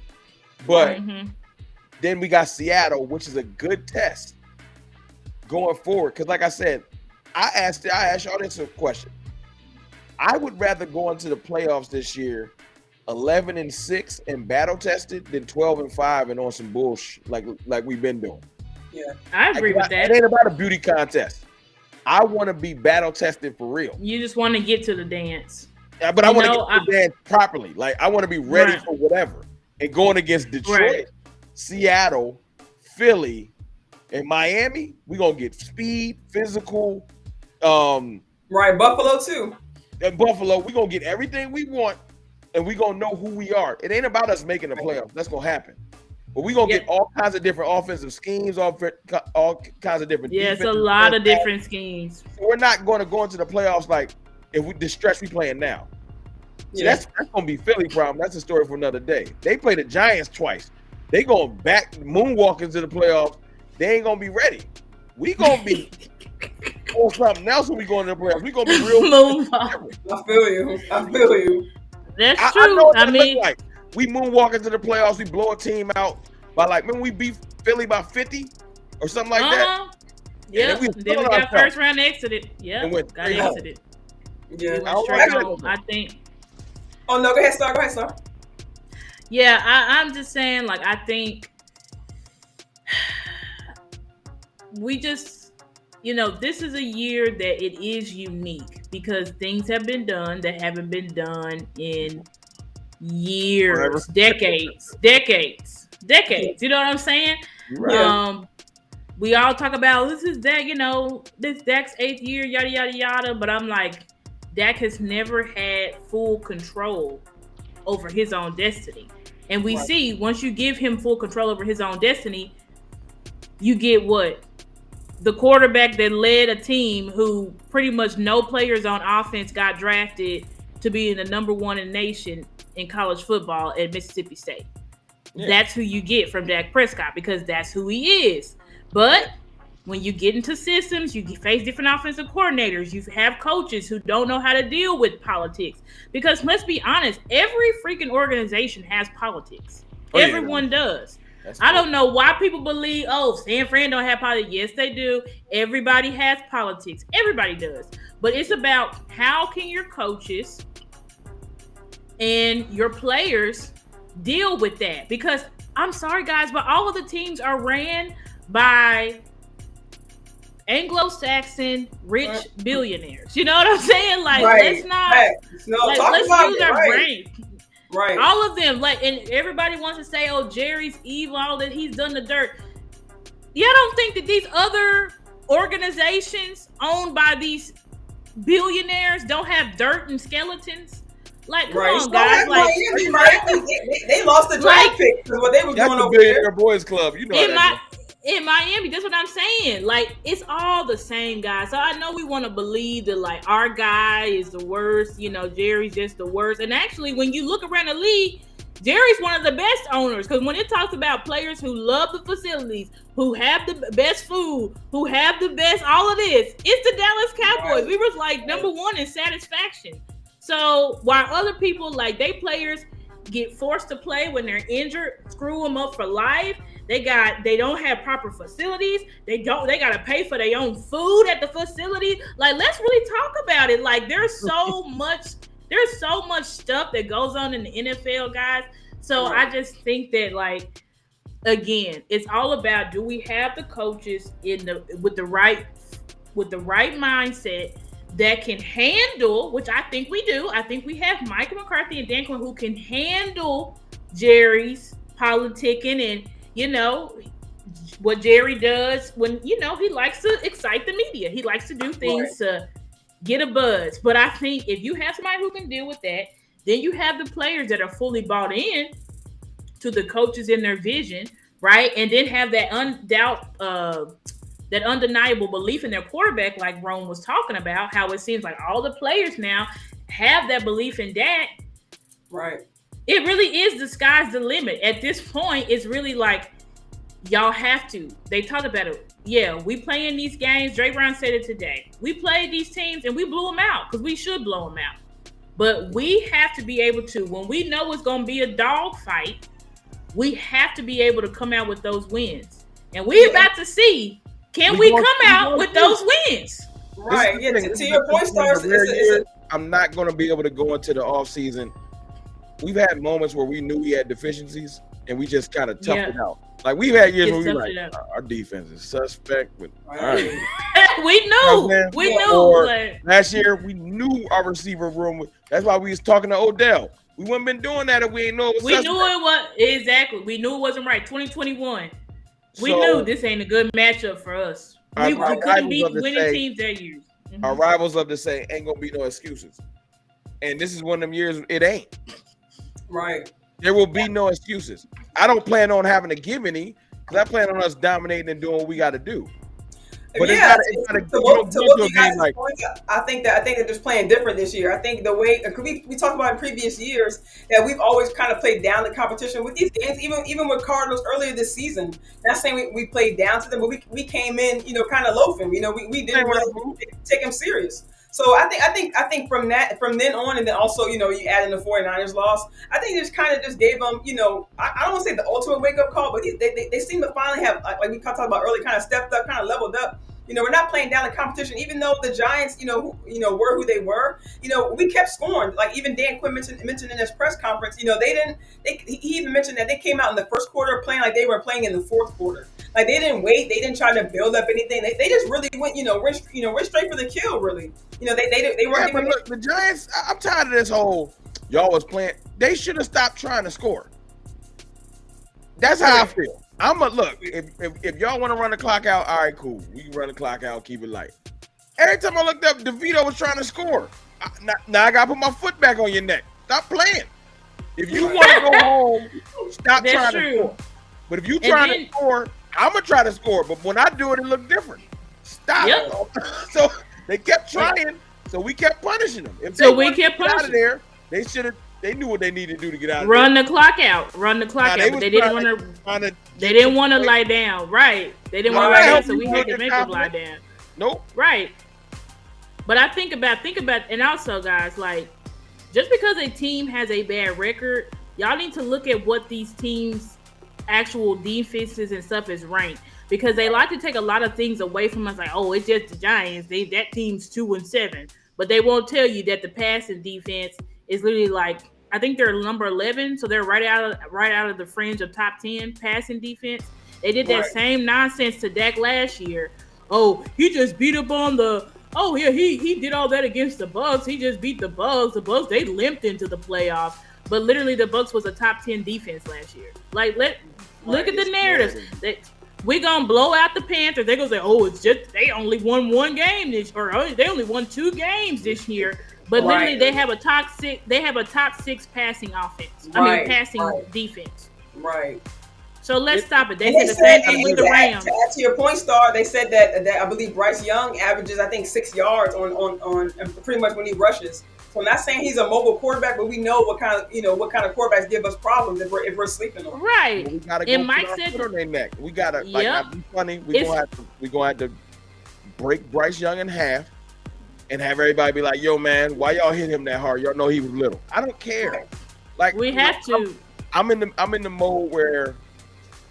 It's literally us against the world, and if you ain't a Cowboys fan, you're against us. I don't care about the whole.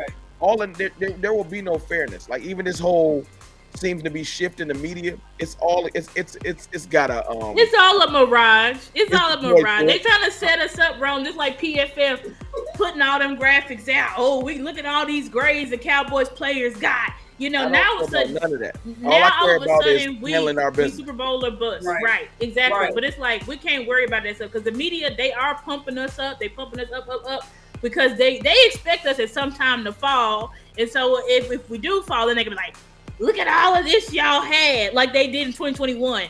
Y'all had 1,000-yard receiver and this much running back and all of this. The crazy thing is what they was putting up the other day. It wasn't what PFF put up today wasn't a lie.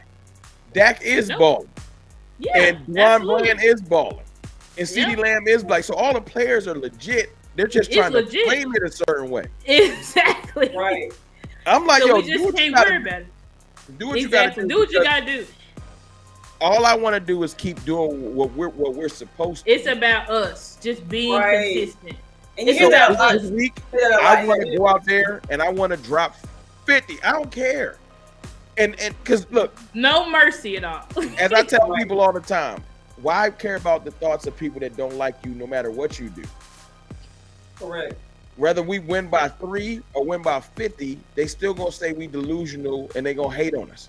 Like I heard last week, that was a lose-lose game for us. We blow them out, you stat padding. Yeah. You barely win, you a fraud. Right. Yeah. You lose, you a super fraud. Right. Yeah. There is no in between with haters. They're gonna find a way to hate. To hate on us for blowing teams out makes no sense. Yeah. When other teams do it, it's a celebration. We're the only team I know that get blown. Like literally, when you listen to the media, they say stuff like, "Well, the Cowboys always blowing teams out." Listen to that. Say that out loud. That don't even make sense to say it in a negative. In a negative light. Always blowing we're the teams only we're the only team in the NFL that has 4 to 5 games. It's probably going to be now another it's 5. game. Now it's 5. Our starters are sitting in the 4, but they're acting like that's just a normal thing, and any NFL team can do it. We literally have the biggest. What we did to the Giants that hasn't been done in 60 years. But then anybody can blow out the Giants. I saw the Eagles get more credit for barely beating the Rams than us blowing them out. It was like, look how resilient they are. They know how to win ugly. And I'm like, win ugly against the Rams. But when we win by 30, y'all just stat padded. You know they're welcome to stop us. You can stop us from scoring if you would like. You can stop us. It's not happening. If the Giants wanted to stop us from scoring 49, they should have did it. They stopped everybody else from scoring 49. They sure did. They stopped everybody else, just like the Rams only had gave up 4 touchdowns before Dak Prescott threw 4 touchdowns on them in one game. Exactly. What's the name? Puka Nacua, Cooper Kupp. I think they were like top 7 in offense coming to the game when we played them. And I think we held them under 200 yards each. Yeah, they had 64 yards combined. So it's like, just stop. Right. It's all good. Look, we gonna, like I said, this weekend we gonna handle our business. We gonna. It's not that we should overlook. We should play the Panthers like they the Niners. Right. Yep. And then we gonna steamroll. So we need to take this seriously. We need to punish them and do our very thing. seriously. And then we'll get to we need to take Washington seriously. When I come out and say we're gonna punish teams, it's not that I'm overlooking them. It's that I know when we play to our full ability, they ain't got a shot. We are right. They don't have a shot. You know what I'm saying? Same thing with Washington. You know, Washington's gonna play up. They're gonna play their hardest. This prime time. The Panthers gonna play their hardest. They got Frank Reich said he calling plays this week, and Mike said in his press conference, he said they do a lot of all that stunting and stuff that the Chargers do.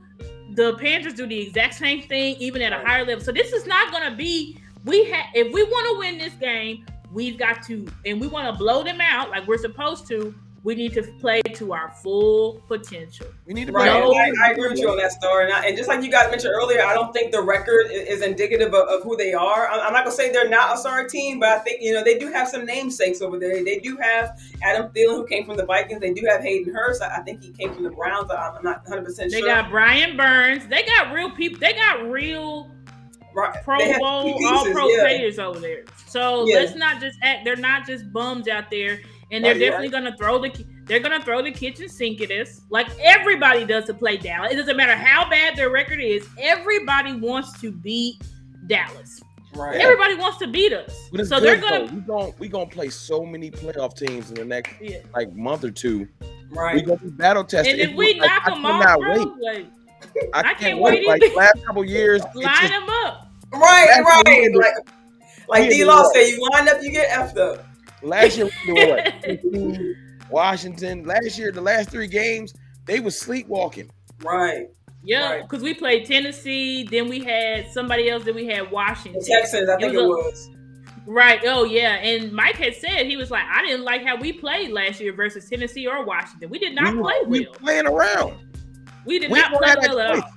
Detroit gonna try and blow our head off when we play them. Like I'm telling you. And Detroit is nasty, and they're very physical, ground and pound. We gonna injure you, all types of stuff. I'm glad. And they're gonna be fighting for wins too on their side of the division. They're gonna be fighting. Detroit's legit though. I watched Detroit versus the Chargers. Now their defense still not that great. I'm not nervous about Detroit because I know one thing about my quarterback, and I know I didn't even know we went going that long. We went almost 2 hours. Yeah, we should let out. We've been on here rolling.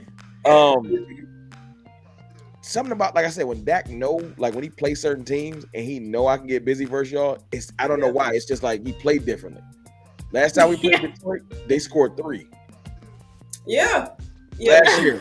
So I know some players are true. I would have said they see that the Vikings are kind of sneaky right now, and we know the NFC, right now just a little bit wide open. So I think, like you said, they're gonna be playing really tough down the line because they pretty much have it together right now. But we know they're gonna have their key pieces down the stretch. So that's definitely, and they usually play us pretty tough. And we saw how they played us last year. So they play us tough every year. They feel good. Green. We got legitimate veterans that. I think there's been times where we just was green. We weren't quite ready for the moment. But from Cooks to D-Law, I'm talking like the real vets we got real vets. Yeah, we got real vets that are just these moments ain't too big for them. No, they're ready for the moment. They're ready for the moment. They welcome the moment. And there are teams that are really good, but it's like. I don't know if y'all are quite there yet. Like, I definitely consider somebody like Detroit and Seahawks. I consider those teams for sure playoff teams. But I'm like, do they have all it takes right now to win a Super Bowl? I don't think so. I think they have a lot of young talent. Like Detroit, reason why they're humming is because you got Jahmyr Gibbs, Sam Laporta, Jamison Williams. You got all these young, they got all these young, high-flying guys. But one thing them guys don't got, they haven't been battle-tested. They ain't never played in no big games or nothing like that. When they did play it against a big team like the Ravens just shut the life out of them. And they pretty much had like a slugfest with the Seahawks. I think they were going back and forth with the Seahawks. So I think Seahawks came out with the win at the end. I'm not 100% sure, but no, they beat the Seahawks. Seahawks. Okay. I think they beat them to kind of hand. Let me see what the Lions schedule. They've been whooping up on some teams like. And the rest of their schedule, I think that they have a pretty light schedule, compared to other teams. Oh yeah, the Seahawks did. You're right, Mickey. The Seahawks did beat them. Yeah, I think it was like an overtime win or it was overtime. The Seahawks won 37-31. Yeah, they beat them. Check out how barely beat in the stage we on. Check out how our year end. We got Washington on Thanksgiving. We got Seattle Thursday night football. These is national games. We got Philly 8:20 Sunday night football. Then we got the Bills game of the week and the Dolphins game of the week. Christmas Eve, So these are all game of the week games at 4, where everyone is watching. Then we got the Lions on Monday night football. We're not only going to be battle tested, we're on the biggest stage for the stage. So the next month we're on the biggest stage. So when we get to the playoffs, there will be no butterflies. Right. No. We're playing on standalone games for the next month. And to you guys' point, not to cut you off, but that's a good point, Rome. I didn't even realize that, but yeah, that's true. Go ahead. And to your point, Star, like you mentioned, like not only are they ready for the moment, but they've been, to these moments, quote unquote, and through these moments to where either they didn't succeed. Yeah, where they didn't succeed or it didn't work out, or so they had to kind of take a look at themselves, and also the young guys too. The young guys were there. They got to experience what it felt like to have a letdown. So like you said, like everything, like really, like you mentioned, Star, everything about this year, and you too, Rome, like the way the schedule is built, it's like the way everything is kind of building up. It's a learning lesson for the guys, and not only for the players but the coaching staff, and they're also able to plan accordingly. Yep, I think we faced the hardest teams already in the NFC, Philly and 49ers. Yeah. So. To me, it's like it's just up. The only way we can go is up. You know what I'm saying? Like we can't get no lower than getting disgraced by the team that beat us, has sent us home 2 years in a row in playoff. Like, it can't get no worse than that. So it's like it's like when you be so scared of something and you just experience it and be like, all right, it wasn't that bad. Like, just move on. Because that's really the worst thing. The worst thing that could have happened is we get blown out by San Fran. It happened. Right. Yeah. And what happened? The sun still rose. It's another day. It's like you just move on. You know what I'm saying? That's right. And that's exactly what the team has done. And I think with everything, even if we lose any of these games, right? The team is not going to lose faith because they know who they are. They know that we have what it takes to beat. We know that we have what it takes to beat the NFC elite. We know that. You know what I'm saying? So it's all about us putting it all together, go out there and do it and produce. That's pretty much where we at. Yeah. Hopefully, Philly drop a couple of games so that, I really would love for us to have home field advantage because we've been destroying teams. Yeah, I think we're averaging 30, 35 points at home for our home games. I think. We're truly, Rome said, like we truly have a home field advantage. Like we really do. Like it's just different, like how we play at home. So of course, I want the home field advantage. You know what I'm saying?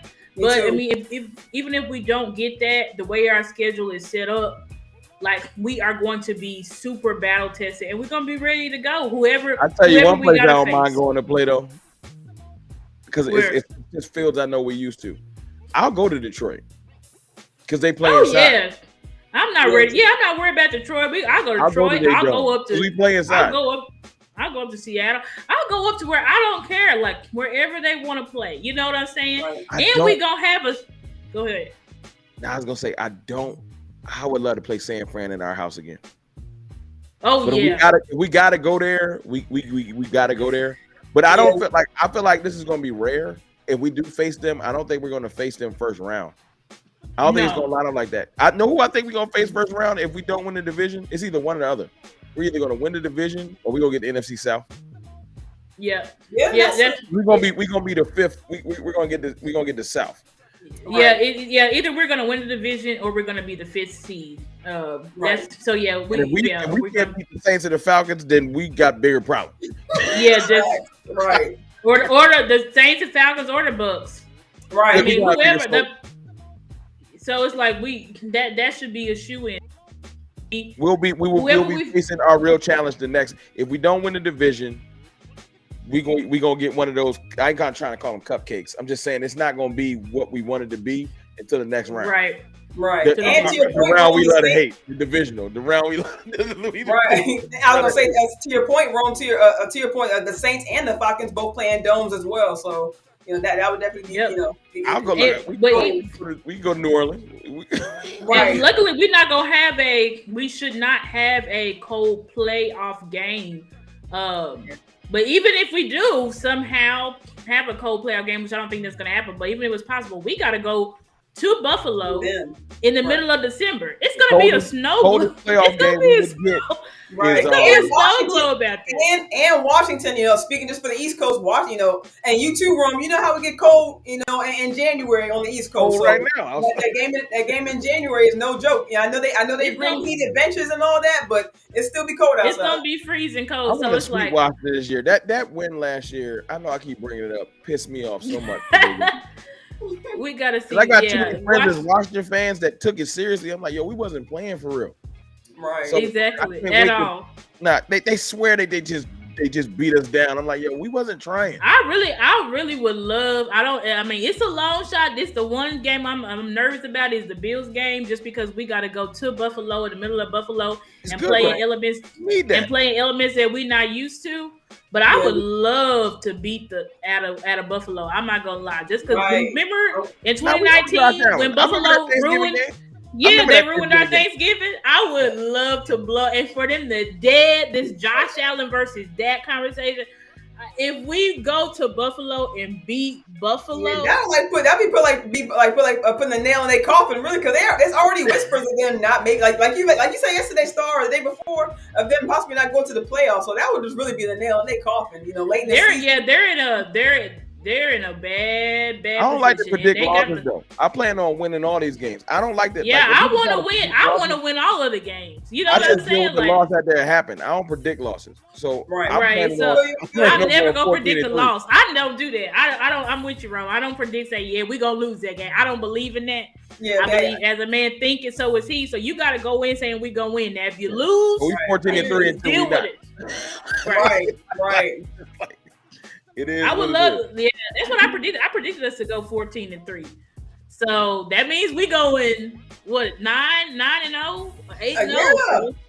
It'll be the best battle tested 8-0 period, because we ain't playing no cupcakes. This our last cupcake. Team's gonna be in they're gonna be in extreme fear. I think when Philly play us again, I mean Philly's going through what we gotta do at the end of the season. Philly's going through that gauntlet right now. That's how I know and they've been skating by. They've been skating by every opponent they play. So I heard content creators say, we don't even need to win the Dallas game for real, so it don't matter. When you say you don't need to win, you already in your mind like we probably gonna lose. We gonna lose that game. You see how they kind of we were just talking about how we don't predict losses. They already kind of planned their losses a month ahead. That's what y'all doing. They know we ain't nothing nice. They like, we don't even really need that game. I know you don't. Right. Well, I mean, we saw a week before we played them a couple weeks ago. They saying that now, but I'm telling you, they dropped this game against Kansas City in Arrowhead. It ain't no if. Right. Wrong. Say it again, wrong. And then we too many QBs that I put above Dak. I rock with some QBs. Like I like Burrow. I like Pat. Stuff like that. Mm-hmm. I saw Ferguson getting busy. Travis Kelce about to go over 200 yards. Yeah, I like Travis Kelce. Yeah, the Eagles have had problems with tight ends. Really, tight ends. They about to go crazy. Yeah. Yeah, and they're coming off a bye week. I don't know if it was this past week or the week before, but they're coming off a bye week. And the Chiefs have a top 5 defense. Like the Chiefs aren't really playing this. They're not really playing this year. They're not really playing this year. So if the Eagles scoot out of this game with a win, the Eagles are used to getting calls, right? The Eagles used to getting calls. But you ain't getting not calls. Arrowhead, you won't. Not an Arrowhead, you won't. You get calls in Philly. You're not getting calls versus Pat. Right, just like you said, Star. That right, like you said, it's never the defense has never really been a staple of the Chiefs. So for them to be playing up right now, for the words to come out of Patrick Mahomes' mouth to be like, well, once we get the offense on board, we good. Like you never heard that. So like one thing, like for them to already be, barely kind of. I know they had the L to the Broncos, but they had, and that's a thing too. Like Pat, Pat, he become a different person on the field. He had a meltdown and looked horrible versus the right. He's not gonna use the excuse of I was sick or this happened. He's not gonna. They didn't use the excuse after week 1 when they lost. So like you said, he's not saying he's a get back type person, but he takes those personally and to another level. I don't even need them to lose. This is the funny thing. People think I just need them to lose 1. Yep. So when that game happens, we'll get the tiebreaker because we get that in this next stretch. That's all we need. Like go ahead and drop 1. Now I think they can drop 2. I think they can drop 2. I think they can drop the KC one for sure. And there's another game that I think they could drop. I know they play the Niners and the Bills coming up. It's the one Niners. On the road. It's the one Niners. On the road. You get the Niners and the Bills at home. So they'll get some home cooking. But I think the Seattle game is sneaky on them. Because some teams, Seattle coming up next 2. You got some teams you don't play well, like us and the Cardinals for some odd reason. Right. Look, do it because I'm a student of the game. I'll be looking at do a Google search on them versus Seattle. I don't know what it is, but Seattle also got Seattle got their number. Yeah, because the Cardinals, I don't care who playing. Yeah, I think it's been like 8 years. I think it's been like 8 years since we beat them. So that was definitely a historical type. That has influence on the game as well. And look, that game they're gonna be looking in the mirror because they like who gonna cover AJ, who gonna cover DK, because DK is an animal. Yeah, and Lockett's still turning up too. And they got I think the new draft pick. I think he's back too in Jigba. So we get to play all these teams. We playing like half the playoffs. We play the Eagles. Bro, not lying, bro. Bro, not lying. They lose against the Seahawks. They ain't won against the Seahawks since 2000. They have not won a game against the Seahawks since 2008, bro. That's what I'm saying. Certain teams should be having your number. So, wow. If they drop that 2, I didn't know that. That's crazy. Wow. Y'all be surprised what type of stuff I'll be researching. I'm going to cut you off, but are they playing in Seattle or are they playing at home? They're playing in Seattle. They're playing in Seattle. Wow. And that's not a game. That's not a game you can overlook. Like I'm telling you, that's a game. But also, even though they get calls, the 49ers know what the Eagles sent them home last year because they didn't have their quarterback. The 49ers better not do like we do. We came into that game too emotional and got beat. Right. If the 49ers come into that game too emotional, they're gonna get beat. Yeah. When you over emotional, let me be emotional. I'm on YouTube. You need to be focused. Yeah. That's true. If the 49ers come into that game, the 49ers is mad at them like we was mad at the 49ers. Right. Yeah. Right. So right. That's true. That's super emotional and they mess around and get beat. That's true. They can get their butt beat real bad. Then they mess around and get beat by Buffalo. They got so many people in a row. See, we got people in a row too, but it's a little bit different. First of all, we ain't got the Chiefs, and I don't want to deal with Pat, so that helps. Right. And part of our gauntlet, no disrespect, I'm not worried about Detroit. I'm just not worried about. No, I did not. I'm not worried about Detroit. Honestly, Miami looking, not as scary anymore either. Honestly, I've seen us versus Detroit. Like I got a recent, and I'm like, even if the game evens up some, I'm just not afraid of them. We held them to 3, so even if they score like 20, we scored like 48 in that game. And Detroit's defense ain't that. They ain't not to me. I don't know. I'm not terrorized. No, the Detroit's defense is no match. It's a bad. When you say a bad matchup, we're a bad matchup for Detroit. We're just not a good matchup for them. Like they are a very good team, but we're not a good matchup. Their running scheme plays right into our hands. They got Jahmyr Gibbs, but I mean, we have speed. We're probably one of the fastest defenses in the league. Yeah. Their wide receivers are nothing to be. I mean, Jamison Williams, he's fast, but that's basically a rookie because he missed all last year. Then you've got St. Brown. He's good. He's just like a slower. That's who was out last year. We didn't. They didn't have St. Brown when we played him. Right, so but he's a slower though, less talented Cooper Kupp. That's how I think of Amon.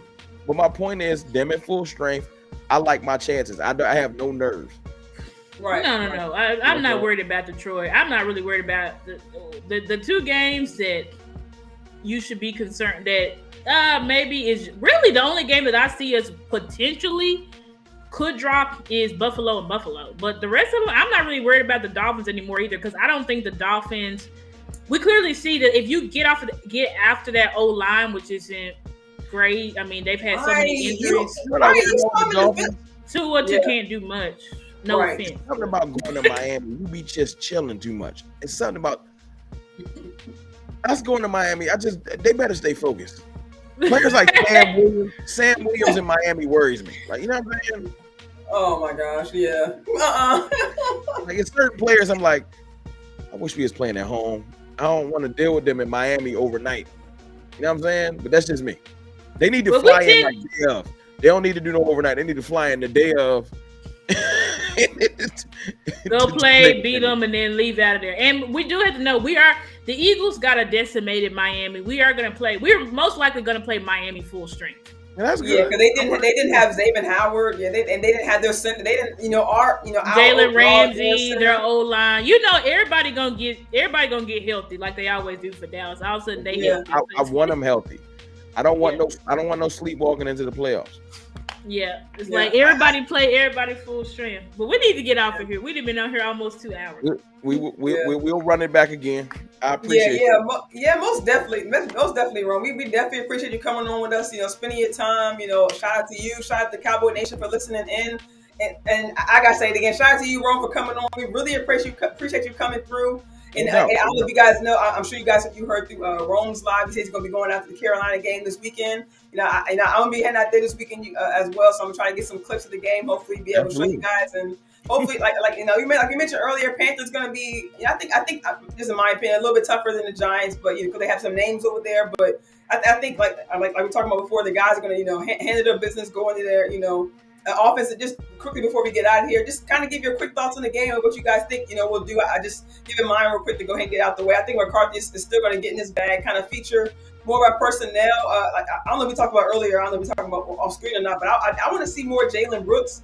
I want to see more Rico Dowdle because I never not going to see Brooks later on down much this season. But I like what he offers. I like this, it's new and refreshing. I like that we're getting, like I said, getting these young guys in here, getting more playing time.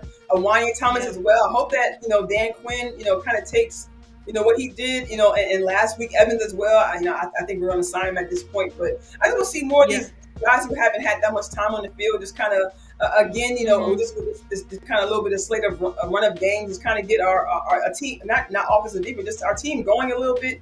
And I know we're talking about offensive defense just real quick, but shout out to the special teams, also contributing because I know they don't get a lot of love a lot of time. But I was listening earlier today, listening to Girls Talk, Boys Talk, and they kind of shouted them out, letting them know what they're doing. We've seen Turpin and them having to adjust, losing Turpin for a little bit of time, bringing in Sam Williams as a gunner, and as well Bones Fossil having to adjust. So just them contributing, with the returns and with the blocking, also bringing, not what other many teams, can bring. We saw earlier in the year them making, I think it was a blocked field goal, and we even seen last week they were getting really close to blocking punts. So I think once they get more as well, I think this week was close to blocking a punt. So I think just getting these young guys involved is really what I want to see, going forward, really.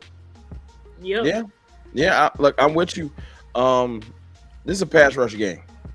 I'm telling you right now, it's one of those things where the game will be won before it gets started because they're going to terrorize Bryce Young. They're going to he's not going to be able to get comfortable. I know Frank Reich took over play calling. I don't know if y'all caught that little tidbit. Somebody always trying to do something. They want to wear their new school clothes. It's either a new uniform or a new offensive wrinkle every time we play somebody. So Frank Rice will try to implement the RPO, and I seen him running a little bit. We're going to break Bryce Young. He might leave this game hurt. I ain't trying to be mean, but our local media is disrespecting Micah, saying is he running out of gas, and he's gonna go out there and it's gonna look like Lawrence Taylor back in the day. I'm telling you right now, he's gonna terrorize that little boy, and then the offense is gonna reap the benefit. Like, he got to eat some oatmeal or something in the offseason. He's just too little. So we're gonna, like, that's what I'm looking forward to, and I think Rico will hit 100 yards this week. I just think that we're going to continue that trend. We're going to probably, it's still politics. We'll split carries, but you give Rico about 10 to 12 carries, he's going to hit 100. Yeah, that's absolutely, that's all he needs. I agree with Rome. Both of y'all really. I think this is going to be another game where we're going to be able to sit our starters in the fourth. I do think we have to do what this team's identity is: playing aggressive. Yeah. When we play aggressive, we win, and we win big. That's on offense and defense. So play aggressive. Do what you do best until they can say, okay, we can stop it, and then you've got to have counters for that. So I think that's what I think we know we got to have counters. The 49ers game showed Dan Quinn that, because Micah said after that game, he said, it's like nothing was working. It was like Shanahan just had our number. Everything we tried, Shanahan had a one up. So Dan Quinn knows you got to have counters. Mike knows you got to have counters, but Mike also knows what makes his offense work, what makes his offense tick. We know ourselves. So because when you know yourself, you can go out there and you can put the best production on the field. So I definitely think this is going to be another game. I think Dak's probably going to throw. He's going to air it out and probably throw for another 400 yards. Right. He's probably going to be the first quarterback in history to have, I don't know, this many. 5 games. I think now. I think he has 4 games right now with 400 plus yards. Yeah. Can y'all hear me? Sorry. Siri activated herself. But anyway, it's probably going to be another game. Dak going to throw for 400 yards. Like, this stuff is crazy. Like, I think this is a year. I could just be saying this, but I think this. I said this at the beginning of the year. I said this is going to be a year where all of Dak Prescott's doubters and haters and everything, like, he's just going to obliterate it. It's going to be undeniable. You know, I heard someone, I think, shout out to West Coast and Landlord and Henny DeMore. Shout out to them. But they were, West Coast was like, y'all know they ain't going to let no Dallas Cowboys player win MVP. I'm like, I think with the way Dak playing, it's just going to be unquestionable. And I think Dak is really going to solidify himself as, people always say, oh, he's good, but he's not this guy. He's not. I think Dak is really going to solidify himself as potentially one of the greatest quarterbacks to ever play this game this year, like in NFL history. If he dominates that stretch, the MVP is his. No question. No question at all. You beat them. If you beat them teams, it's yours. Like, it's in his hands. If he beat Philly, Buffalo, Miami, and Detroit, the MVP is his. Yeah, that's what I'm saying. It'll be so undeniable that it's like it's going to be his. And I think just look at it. All the narratives, it's really Kellen Moore. Kellen Moore over there losing with Justin Herbert. Right. So that's dead. Justin Herbert better than Dak, beats him 2 years in a row. That's dead. He gets an opportunity. People say, oh, well, he's not Josh Allen. He has a potential to dead that. Like, you have the potential. You have your destiny's in your hand to dead up. Dak led. There was no one else drafted from his offense, right? No one else. There was a couple of guys that I think made like the practice squads or a couple of teams, like maybe like one offensive line or something like that. This man was knocking off the top teams in college football one after another. Dak has that in him. And I think when he's able to get back, like we've seen, it's like, oh, Dak is back. He's back to who he is. I think he's really everybody's gonna shut the hell up this year. Like, just shut the hell up. It won't be, you won't be asking these questions anymore, because he'll get to a pinnacle that these guys haven't even been to. You know what I'm saying? So I think we just got to continue to be consistent. And, you know, as I said, Carpe Omnia, they got our thing up there. What will this year be? Yeah. It's in our hands. You know, they just got to go out there and we got to handle our business. Yep. Yeah, period. Yeah. Well, hey, thank you, Cowboy Nation. Thank you, Stargazer Sports. Thank you, CFT, aka Rome, for like I said, joining us for this time. You know, giving us great content. Like, 2 hours, y'all. Like, you can't ask for nothing better than that, y'all. For real. Yeah. Now, I think we came with it tonight. So, like I said, thank you. Absolutely. Thanks for spending your time. Before you guys get out of here, hit the like button, hit the share button, hit subscribe, and just, you know, like I said, thank you for your time. Hope you guys have a great rest of the evening, and we're gonna check you guys later. Y'all have a good night.